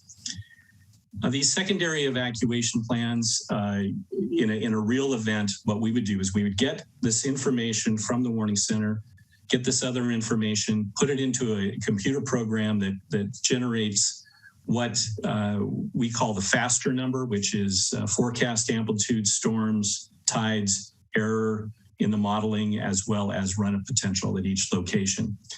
This would then be associated with a particular plan. These plans would all be in the hands of the locals, so they would have this information ahead of time. They could create their own plans that are related to each one of these different scenarios, and fill out a form and maybe provide this to police and fire in the field to evacuate certain areas or set up roadblocks and other types of infrastructure to prevent people from getting into harm's way and getting out of harm's way. For harbors, as I mentioned, it's a little bit different. The strong currents are really what are driving the hazard in these harbors. So we can get these strong currents that go in and out of very small openings in between structures that have small openings, and they tend to amplify and get larger currents in these areas. And you'll see that in some of the maps. So it also causes eddies and whirlpools, which can be dangerous. It's very hard to navigate through those, as well as sudden water level fluctuations. And there's a whole series of different types of hazards we want to consider and make sure that the harbors are aware of for tsunamis, and that they're listed here. And this is how a maritime playbook would work in real time. Again, we would get this information from the Warning Center. We would recommend a minimum approach of perhaps for like Half Moon Bay or for Pillar Point Harbor to utilize Plan C in this event. They would have this playbook in place that in their hands, so they would be able to see what this information would tell them for this particular plan. And then they could have a specific plan that addresses this specific scenario in place. And what we've identified on these maps are areas where severe tsunami currents could cause damage. So we see minor to moderate damage above 3 knots. 6 knots tells us more moderate to major damage, and then above 9 knots, we start to see some significant damage. So in this case, we would probably want to keep people away from that entrance to the outer area there. So that's one of the things that these maps can be useful for, is showing areas to go and potentially areas to stay away from. These benefits of these playbooks for evacuation purposes for San Mateo County, we've seen that it could reduce the amount of a number of people that have to evacuate in a particular size tsunami, reducing that by over less than 50% in some cases, and not having to close down businesses in the cities and the communities in the larger tsunami evacuation area. This translates to reduction in the number of people evacuated, as well as business closure and costs of having to shelter people. It really tailors the tsunami to the response to the tsunami, and we can provide these products in a setting kind of like a reverse 911 or ahead of time, so that you can load them into a website and provide those in real time to people if no other information is available. So very useful for response. For mitigation, we've developed reports and one report for Pillar Point Harbor a couple years back that identify areas of potential damage in the harbor from different size tsunamis and what can be done to mitigate against those particular hazards. And so we did an analysis of debris movement, sediment movement, and potential damage to cleats and pile guides, which are the two kind of lowest hanging fruit when it comes to tsunami damage, kind of the first things to go in a tsunami. And based on that information, for the most part, the harbor is pretty safe, but in larger events, we may see some more damage. But the key issue I want to key part of this I want to point out is that we've provided a whole table full of potential mitigation measures that are that can be available to the community to add to their local hazard mitigation plan. And this funding for this work was provided by FEMA, so we can try to help you get funding to help mitigate some of these hazards, the full range of, everything from, response, mitigation, all the way to recovery. So if there's more information you want on this, we can talk about that. We have a whole list of things that we do for the state and for the communities. And this is kind of our menu, if you will, of all the different things that we have available. Some of the things we're looking to do in the future are coming up with recovery guidance, as well as debris modeling for communities on land, and have this guidance available for not only debris movement removal, but also guidance for recovery planning, which kind of go hand in hand sometimes. HAZIS module, which is a risk analysis tool FEMA's developed. We're looking to develop harbor risk models and debris risk models. We have maps that are coming out potentially for protecting occupants in new coastal development under the Seismic Hazard Mapping Act. And we really want to try to streamline the process so harbors can get funding through the local hazard mitigation plan process. And we're working with FEMA to do that. Last thing I wanted to show, just kind of promote, is our website. It's been referenced a couple times, but if you want to know more about the tsunami hazard maps, you can go to this website, look at your hazard. We have a very good tsunami preparedness guide the communities can use to understand what the hazards are, as well as what they can do. And then the last thing I wanted to promote here is we put together a very good website on the 2011 tsunami, both things that we learned, lessons we learned from the what happened in Japan, as well as what happened in California, that we're applying to a lot of our new products. And that's the end of the presentations. And so if you have any questions, if we have time, we're available to try to answer those. Thank you, Rick. Thank you so much. This was a great presentation, to both presentations. And Chris, thank you for bringing these presentations to our meeting today. I thought they were very informative. I'm going to open this up to commissioner comments first. And I've got some comments, but I'd rather have everyone else speak first. And I see that Commissioner Reiring's hand is up. Commissioner Reiring? I may have some questions too, because I made some notes, but I want to thank Chris Tibby for his speedy and excellent response to our request last month for an update on tsunami dangers and on the work that the district does to support our county and our state efforts. Jim, Lizzie, and all of our district staff, thank you too for your important work on this issue. Yvette, Jackie, and Rick, your presentations today were outstanding. Thank you so much for taking time to speak to us. I'm sure the district will do its best to disseminate all vital information from these presentations. Thank you, Commissioner Reiring. Commissioner Zemke, I think that you're unmuted. Did you want to add a comment? I did. I had a question, I guess. I know that the tsunami risk is probably more pronounced obviously pronounced along the coast. And I guess the assumption I'm making here is that as far as the impact on San Francisco Bay is mitigated by the constriction of the Golden Gate that would restrict or mitigate any significant impact on the bay. Is that correct? I can address that. It's yes and no. On the outer coast, we do see, as you could tell from that one table, the hazard can be high from certain events.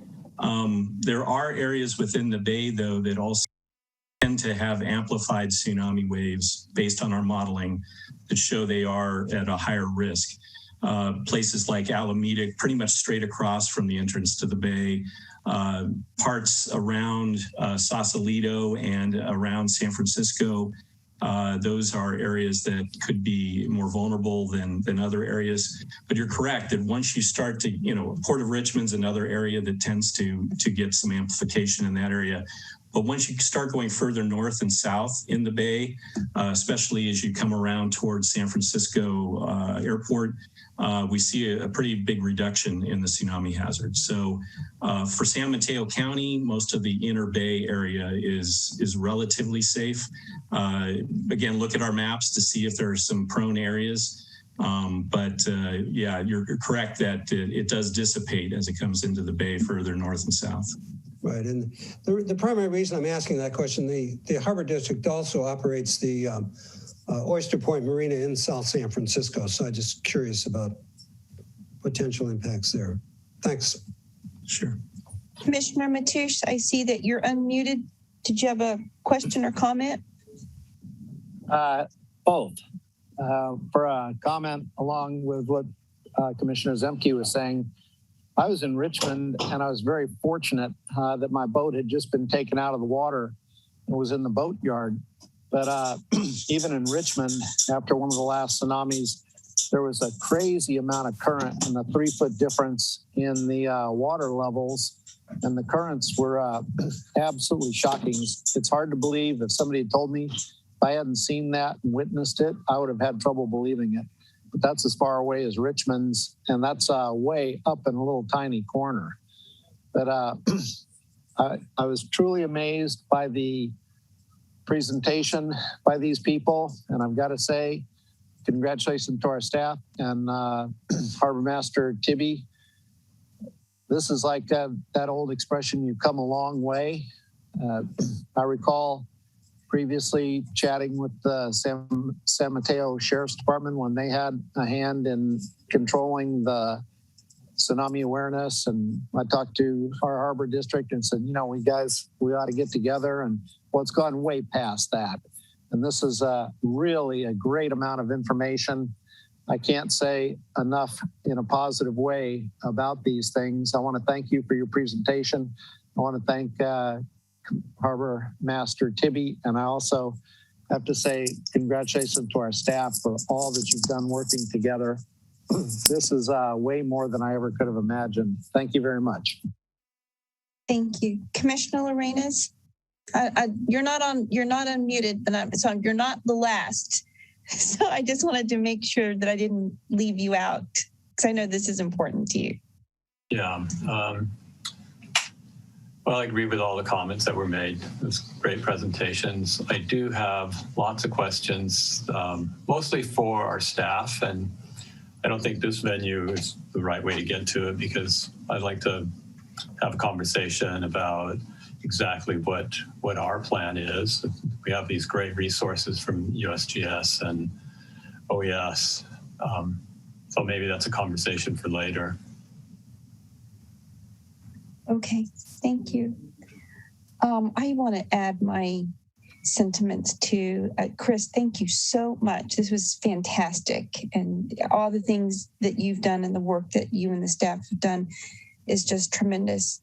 And Yvette, thank you so much for giving us the bigger picture overview from the state level. I hope that we can continue to have an open dialogue and collaboration, because we are a working harbor. I think it's very important for the harbor district, especially with the San Mateo County coastline being so long. Just to keep people aware of what we're doing. And also, we work with the sheriff's office and with the coastside fire to a certain extent with regard to water safety, water rescue. This is a completely different dimension that I do want to touch on after I say thank you to Rick and Jacqueline too, because your presentation was fantastic. So can I just ask a couple of questions? One, have y'all done this presentation to the Coastside CERT team, which is affiliated with the Coastside Fire? And is this something that the harbor, Chris, and maybe this is a better question for you, and maybe Jim, can we work with Coastside CERT to do this type of presentation if it hasn't already been done? I think that they would be very interested, because they're so focused on preparedness, right, on the coast. And they've got... Is that Dave Cosgrave's group? Yes. Yes. Yeah, it is.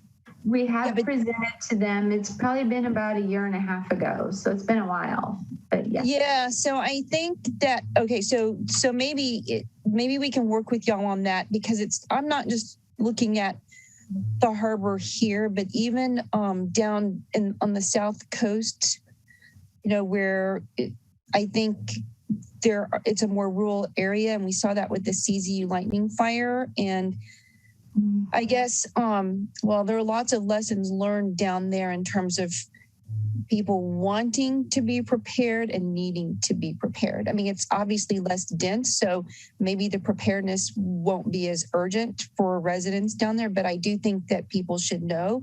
And just pretty much all the way through Pacifica, because they're dealing with erosion as well, right, up north. So I don't know, maybe the harbor district can help facilitate something like that for the Coastside CERT team, which I think has about 300 members on their CERT team, and they have a distribution list. And I don't want to overstate this, but I think it's something like 1,900 residents on the entire coastside, which is significant. I mean, obviously, they're very concerned with preparedness and safety. So I just want to put that out there. Great. And so just to let you know, we have been working with several officials in your county. So I don't know if you know Christopher Clements in Pacifica. He is, let me get his title. He is with the police department there. He is the captain at the Pacifica Police Department. So we worked with him. We actually were there in San Mateo County, and we actually went up and down your entire coastal area. And so we've been to Pillar Point and your harbor area there. So we're a little familiar with it all through Half Moon Bay. So we just purchased 5 tsunami kiosks for the city of Pacifica. So on these kiosks on the front side, it has at each of the locations where they are, it has a tsunami evacuation route specific to that location. And then on the back side is water safety information. So like rip currents and that type of thing. And then we also worked with Barbara Morris with state parks. So down in the south area further. So starting in Half Moon Bay and going south. We about like the San Gregorio area. Exactly. Yeah. And down there. So we developed 5 kiosks for her as well. And hers were a little bit different style. And we also did some wall mounted for her. So same type of information down there. And we did visit some of your harbor areas. However, we haven't developed anything specific for you yet. We definitely are 100% available to support you. If you guys are interested in anything like that, we can send you samples and help you with that, as well as any planning efforts. We help with sign plans. There are several tsunami signs installed throughout the county as well. Thank you. And we did just purchase several signs for the airport as well. The Half Moon Bay Airport? And San Francisco Airport. Okay. I was wondering. Okay. Yeah. Thank you. And another quick question with regard to Zone Haven, the new program that pretty much was, I don't want to say it was started here, but the county had a huge interest in getting this and actually helped a lot in terms of getting Zone Haven developed with regard to evacuation zones. So can you tell me how y'all have worked with communities with regard to getting information into the Zone Haven? So I'm not familiar with Zone Haven. So I think that might be something that they're doing at the county level. I think it's a little bit, I think it's growing, Yvette. I don't know how big it has become, but I know it's a big deal in San Mateo County because I think I could help you with that, Virginia. You are absolutely correct. And Zone Haven is well underway. And currently, if I wasn't here today, I would be in a meeting with, Chris Clemens and Chief Cosgrove and a number of CERT members. And we've divided up this new both fire evacuation plan and also a tsunami evacuation plan, utilizing the Zone Haven map still being planned out. And man, honestly, I know it's easy to criticize how government works sometimes. We've all, even though we work in it, we've all experienced it. I get it. But this has been such a refreshing change to work with these folks, and especially people like Yvette, Rick, and Jacqueline. And, everyone is putting together an effort that it's so streamlined. It's incredible. And we're having weekly meetings on this. So, a lot of advancements coming in, so I'll be sure to keep you updated or whatever interest you may have for it, because you're absolutely right. Zone Haven is a spectacular tool, and it's I've never seen anything like it.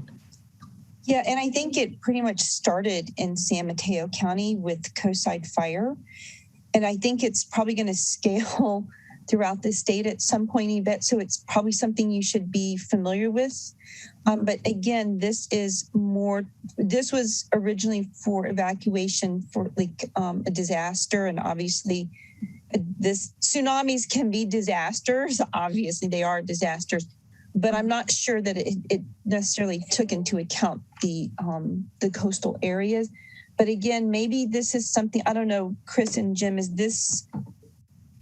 can we work with Coastside CERT just to help? I mean, I think they're looking for, and I haven't talked to Coastside CERT, but I know that my CERT program, because I'm a CERT, we're constantly looking for new subjects or topics to talk about. And if this is something that we can bring to the Coastside residents, I think it'd be very, very helpful. And also, Chris, with your knowledge of Zone Haven, I'd be happy to help, with that too. You probably have way more knowledge, but it's something that a lot of the CERT programs across the county are looking at and have started using. I mean, I think the only problem that I've heard is the actual app being used because of the poor and spotty signals on the coast, right? And so anyway, the point is, if we can collaborate with Coastside residents and Coastside Fire and the Sheriff's Department. I mean, this, I think, is in line with our mission as a harbor district. That's correct. I've talked enough. Yeah, and we're happy to come out and present and collaborate anytime. You know, just let us know, and we're happy to do that. Thank you all. Thank you so much. Commissioner Wiring or Commissioner Lorenas, I thought you might have some questions. I mean, I've kind of asked mine, and pretty much that's it for me until I can think of something else. But I'll circle back to Commissioner Wiring. Do you have any questions? No, I'm good. My questions got asked and answered. Thank you. Okay, Commissioner Lorenas, I know you said you had a lot, so if you want to do some top line questions, ask them now, and then we can delve deeper into others later if you want. Yeah, I think I'll hold off.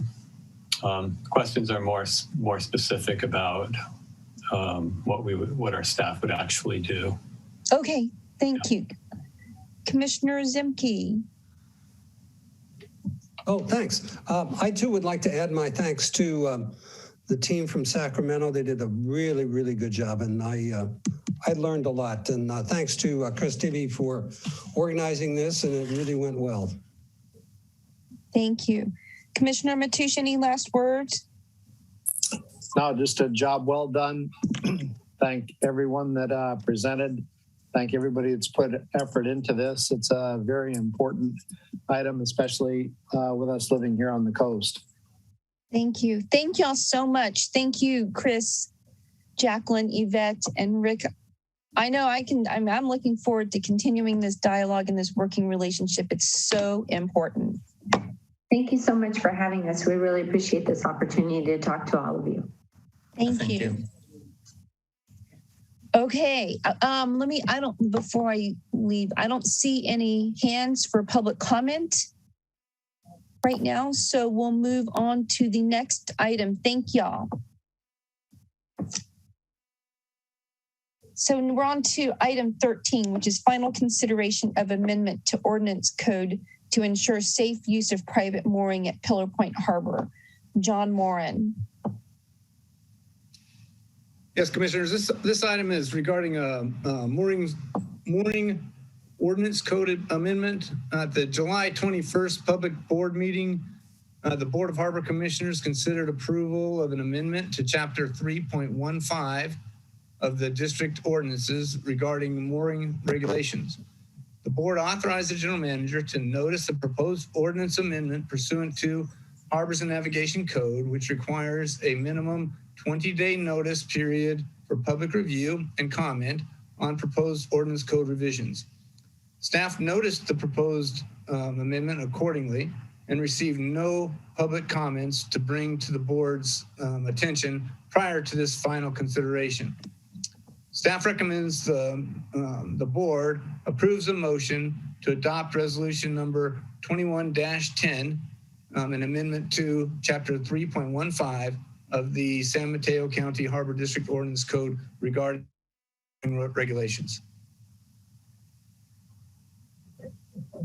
Thank you. I'll open up this item for commissioner discussion. So moved. Okay, is there a second? Second. Any discussion? I see Commissioner Lorenas has a smile on his face. So do you have any comments, Commissioner Lorenas? I have a question, but also like to just say that it's great to see this being done because the moorings are troublesome to say the least. With the notices, did you reach out to the current permit holders just so that rather than just put it out in the public domain? Yeah, we have a distribution list, which includes tenants and any members of the public, including the people that might be taking advantage of the mooring permits, which they can voluntarily sign up for. So that went out. Then we also, of course, sent out or put out the local publications, which of course people can see.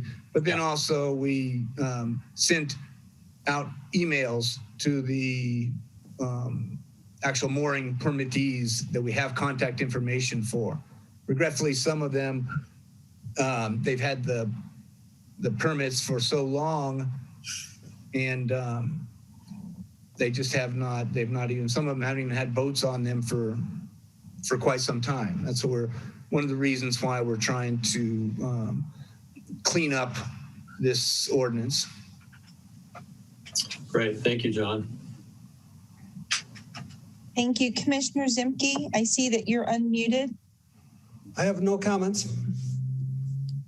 Okay, I will open this up for public comment for this item and this motion. I don't see any hands raised. Do you see anything out there, Melanie?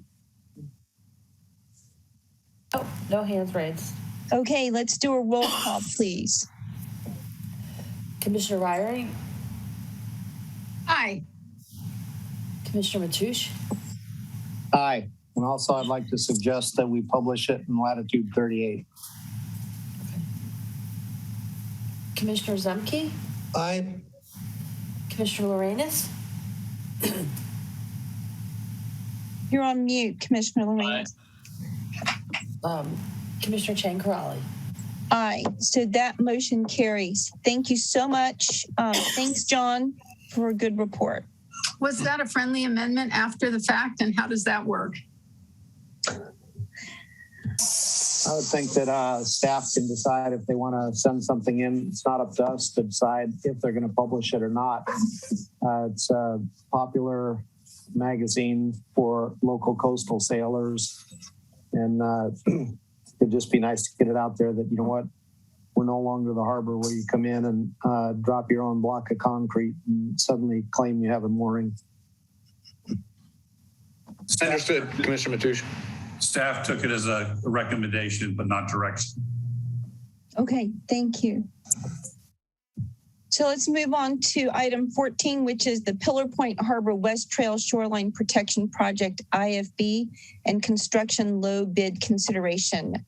John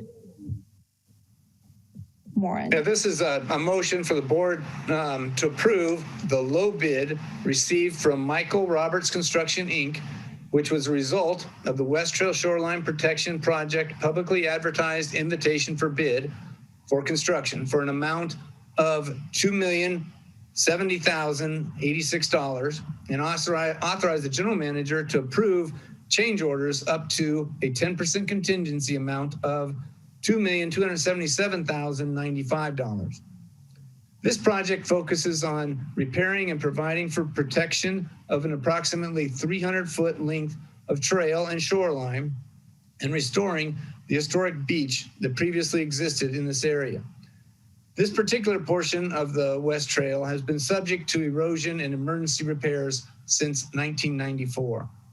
The project entails the construction of a living shoreline to protect and restore the severely eroded segment of West Trail shoreline and also addresses drainage issues in the vicinity of the project.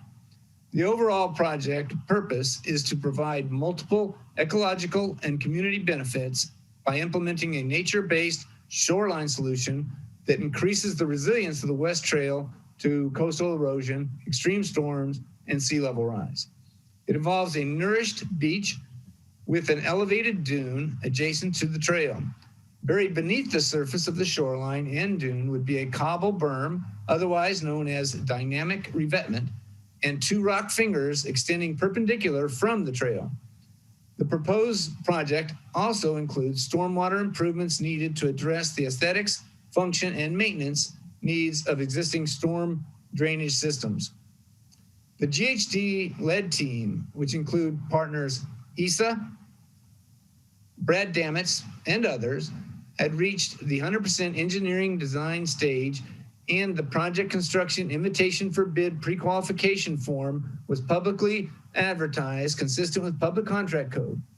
The pre-qualification process evaluates all firms interested in the project on multiple criteria, including experience with like projects, firm financial history, past project challenges, etc. 5 contractors expressed interest in the project and returned the pre-qualification forms. 3 of the 5 actually met the minimum score. bids were opened on August 10th, 2021. The district received 2 bids for this project, and after a thorough review of the bid forms, confirmed that the low bid received from Michael Roberts Construction, Inc. met all criteria to be accepted and considered for approval by the San Mateo County Harbor District Board of Harbor Commissioners. Thank you, John. I'll open this item up for discussion among the commissioners.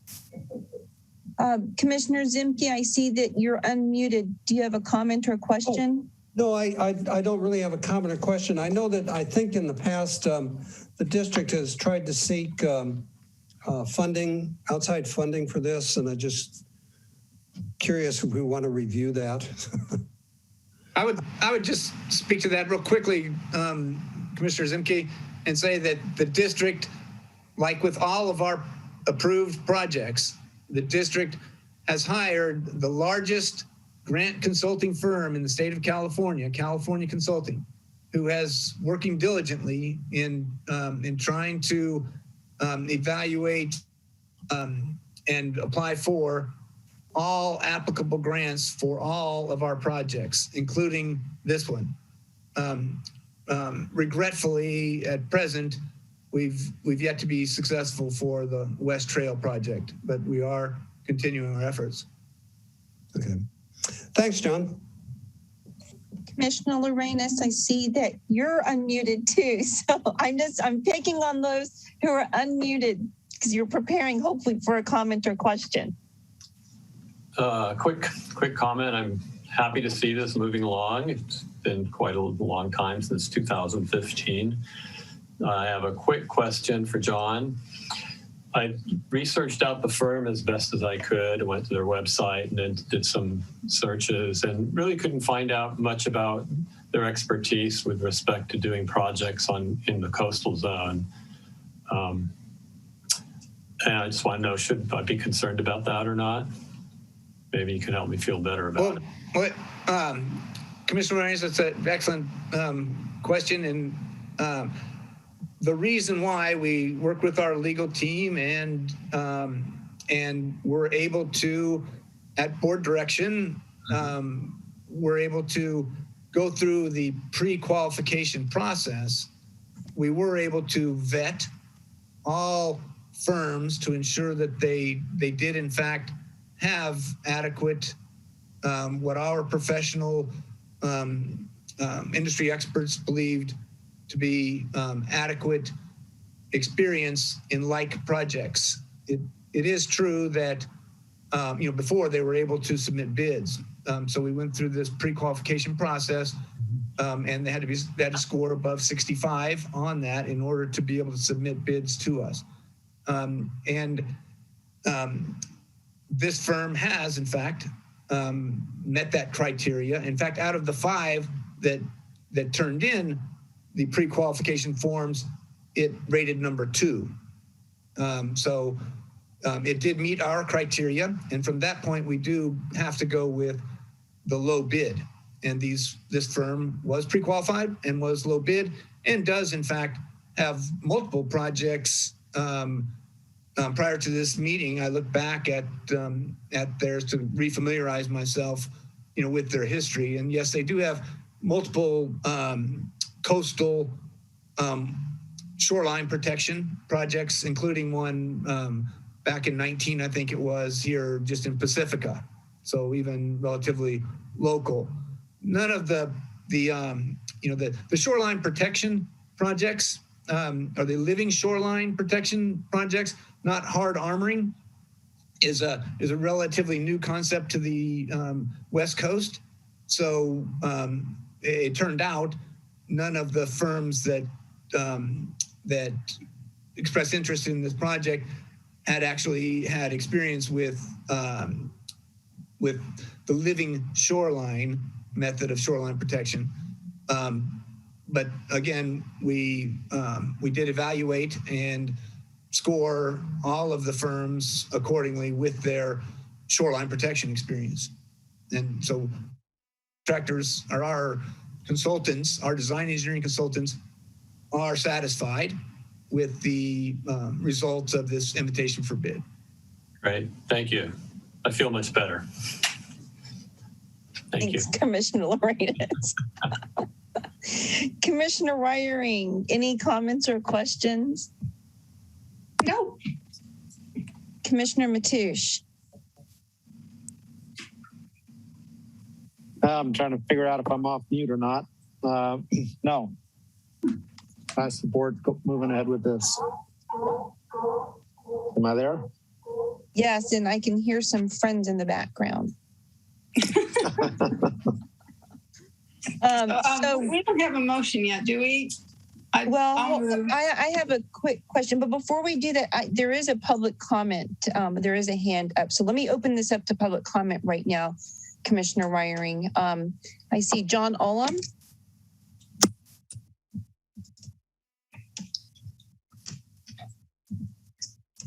Thank you. Sounds like a great plan. And I really commend the work that Commissioners Lorenz and former Commissioner Brennan did to bring about this concept of living shoreline. It shows how effective elected leaders can be when they put their mind to something. I would suggest that, it makes a lot of sense to question, does somebody have experience doing this? And Mr. Moran pointed out, and I think that's, wise on his part that he checked it out, that it makes sense that since it's not been done much on the West Coast, there really isn't anybody locally that has experience doing this. And that's understandable. But what I would suggest is you find some firms on the East Coast or wherever it's been done successfully and solicit, just some minimum input from them. Just, are we making any stupid mistakes or have we missed something that's obvious to them that they've had experience that it's great that we're going to have a contractor out there doing it, but they're going to be figuring it out for the first time. And if spending $20,000 or $50,000 on a consultant from a firm that does have experience doing this, just to review design plans, stuff like that, seems to be a wise investment from something that is going to be a valuable asset to this community for many years in the future. Thank you. Please unmute me or mute me. Thank you. Any other public comments? So I just have a quick question, maybe for Julie more than anybody or Jim. So I'm looking at the report and the amount, the contingency amount. So the 2.277 million is the contingency amount. Is that does that need to be reflected in the budget, or do we need to include this increase into the capital expenditure appropriations for working capital purposes? Julie, go ahead and take that. Okay. Yes, I would recommend that we actually add to that motion that the board approves the increase of capital expenditure appropriations of $2,277,095 and to be funded by available working capital. So that it will be reflected in the budget. Okay, I don't, unless I missed it, I don't think that there has been a motion yet, right? I think Commissioner Wiring was about to make a motion. So Commissioner Wiring, would you like to make your motion? I interrupted you to open up public comment. If you can hear me, you're on mute. I'm not on mute. Can you hear me? Yeah, now we can, yes. I move that the board approve the low bid received from Michael Roberts Construction, Inc., which was a result of the West Trail Shoreline Protection Project publicly advertised invitation for bid for an amount of $2,070,086 and authorize the general manager to approve change orders up to a 10% contingency amount of $2,277,095. And also, Commissioner Wiring, can I add a friendly amendment to increase the capital expenditure appropriations by the $2,277,095 for working capital? just to make sure it's in the budget. The amendments work is that we, is it the need to be second. Can you ask Tricia to confirm whether everybody needs to weigh in on, or if it needs a second? I'm okay with it. You mean with my amendment? Yeah. Okay. So then it's basically your motion with the amendment to increase the capital expenditure appropriations by that amount, $2,277,095 on top of what your motion was. And if you're okay with that, then is there a second for that? Thank you. Second. Okay, any further discussion? I'll just have one more comment. Sure, Commissioner Lorenas. Having said I'm very happy about this, John's answer, I'd also like to point out that I have complete faith in the consultants that we're using. Environmental Science Associates has done work in Ventura on similar projects. They are one of the leading consulting firms on living levees. And so the design and engineering aspects of this, I have full confidence in what we're going to do. Thanks again, John. Thank you. I don't see any more public comments, so let's do a roll call, please, Melanie.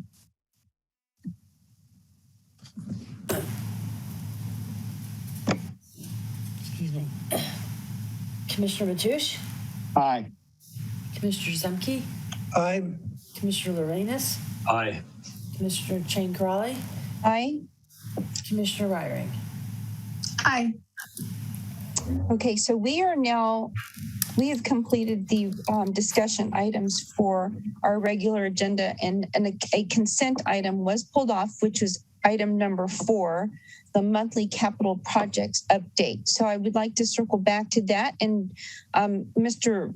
Morin, if you'd like to give your update, that would be fantastic. Although I know that Commissioner Lorenas pulled this off. So Commissioner Lorenas, was there something that you wanted to have John focus on in particular? You're on mute. Yes, I was interested in just a quick timeline update for the Surfers Beach RV park restoration that we're doing.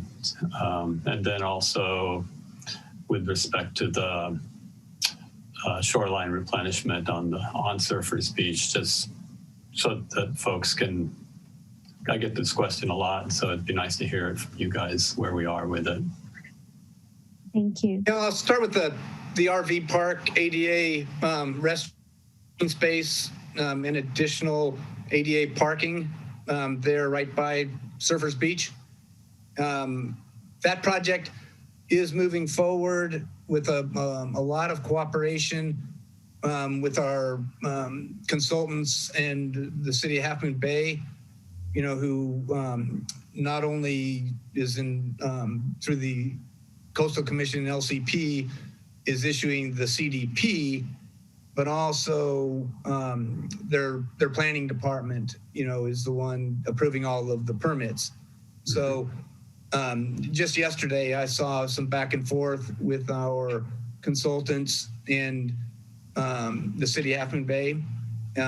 Those particular questions were, I think, what I would consider relatively minor about an airsock flag pole, and how high we wanted it, and some adjustments to the plans for lighting. Lighting is a sensitive topic. We don't want the lighting to obscure the view from people across Highway 1, but more importantly, we don't want any lighting adversely affecting marine mammals, marine wildlife at all, birds, etc. So the lighting is being kind of relooked at present. In short, that project is still in the permitting process. Once we complete the permitting process, which I'm hopeful now that it seems we're down to some relatively small detail. If nothing else bigger comes up that's more challenging, I'm hoping that we will be able to complete the invitation for bid for construction and get that project publicly solicited for bid for construction relatively soon, in the next couple months, I'm hoping. Like with all of our projects, the continued COVID challenges have slowed and backlogged many of the permitting agencies.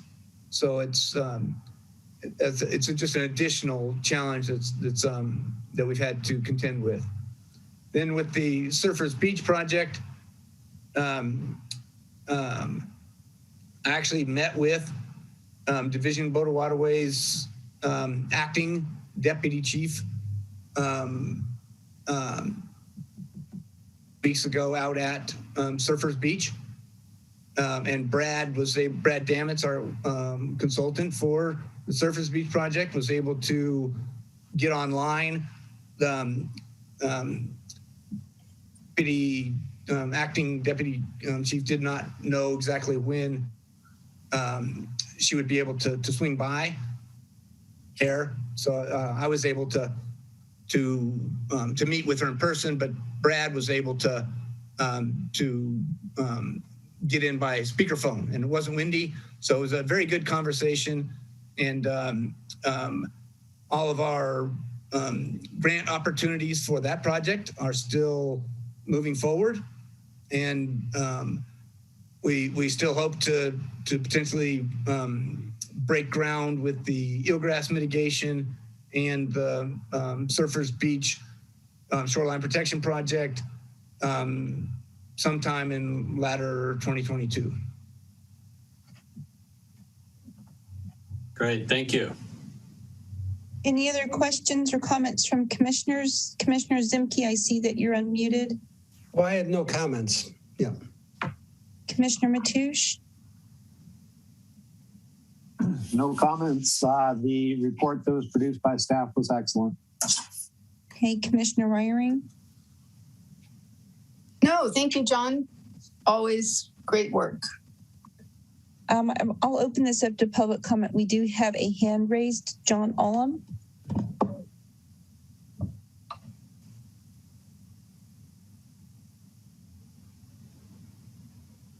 Thank you for taking my comment. While going through the report for item 4, I noticed that there were no grants applied for work on Johnson Pier or on the fuel dock. It's been my my experience just from watching things in government that if you were to apply for a grant and be successful for it today, that it'd be at minimum 18 months to 2 years before you'd be receive that money and start the project. I noticed that almost all of the grants that you've applied for over the last year have been more than a year and a half have been denied. Maybe one. I can't sure if there was one that you got. I know there was only one grant applied for as far as Johnson Pier. That was for $300,000, but looks like you didn't get that. I'm wondering if there's a pattern to the denials. I'm sure that's probably the experience that most agencies would have. But if we were to have the denial letters available to us, would we see, is there something about our applications, about the Harbor District, about the projects that we have online that explains why we are not successful at obtaining grant funding? I did notice that in many of the staff reports from last year regarding grant funding, that staff often presented an optimistic appraisal that funding was right around the corner. They were expecting it any day because of the great projects that we have. But we're not getting them. And it's not that they aren't being processed because of COVID, they're simply being denied. So could staff please just kind of inform us on status of grant funding, what I might have wrong here, where things stand on Johnson Thank Pier you. and critical infrastructure.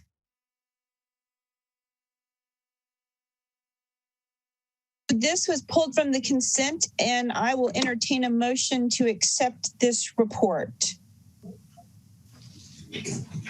Move to accept item 4. Is there I'll second that. any further discussion by the commissioners? Okay, let's go for a roll call, please, Melanie. Commissioner Zemke, Aye. Commissioner Lorenz, Aye. Commissioner Chankarali, Aye. Commissioner Ryring, Aye. Commissioner Matoush. Aye. So that motion carries.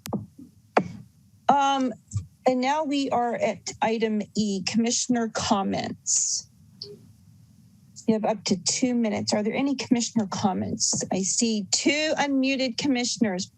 Commissioner Lorenz, I'll start with you, not to pick on you, but you have 2 minutes for any commissioner comments. First, I'd like to thank our staff, not just the leadership with Jim and John, but also our harbor master and the folks that work with him. They've done a really good job working with the public on wildlife protection. I know it's a challenge in so many ways. And the reason I'm bringing this up is because we've been asked by the public to reinstitute our Wildlife Protection Committee. And it's important to these folks and to some of the organizations like Sierra Club, Audubon, Surfrider, and others. So Jim, if you could show that video. This is there are many topics, and so it's impossible for me to go over this in my lowly 2-minute commissioner comments. Yeah, Melanie, that was the video I had sent you. If you can share a screen. Hold on, let me share it right now. Hold on a second. Thank you, Melanie.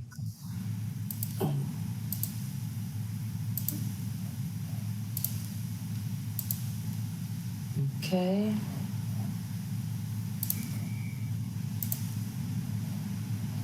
Huh. Tricia, is this kosher? I'm sorry, I can't. Hold on. Well, this presentation is not on the agenda as an item. So I'm a little concerned about this. I hear what you're saying, Commissioner Lorenz, and if we would like to put this on an agenda, a future agenda to create the Wildlife Committee, we can do that and we can vote on whether or not we want to create that. But this is not an agenda item that I don't think we can talk about this. Is that correct, Tricia? Yes, I would agree that if you're going to have a presentation that's not on the agenda, it's best to put that on a future agenda. It seems like it's a little bit more than a typical staff report. Well, and a 2-minute commissioner comment. Exactly. It's not a presentation, it's just a video of a vote. You know what? For some reason it won't let me share it for some reason. Okay, that's fine. I don't know why it's not giving me that. I go to share screen and it doesn't. Ed, if you'd like to. Sorry? Oh, I said to Melanie, don't worry about it. It's not a problem. It's okay. Okay. Do you have any other commissioner comments? Nope. Okay, Commissioner Zemke? You're on mute.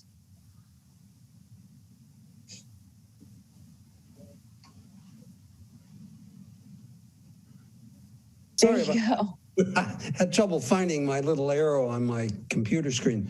I have no comments other than to say this was a great meeting, and I really do appreciate particularly the tsunami presentation. Thanks to staff for organizing that and all the effort that went into that. Commissioner Ryring? Ditto what he said. I really appreciate everybody's work on these agenda items today, especially the tsunami preparedness. That was really, really informative. Commissioner Matoush? In as much as I have no commissioner comments, I'm going to propose a motion to adjourn.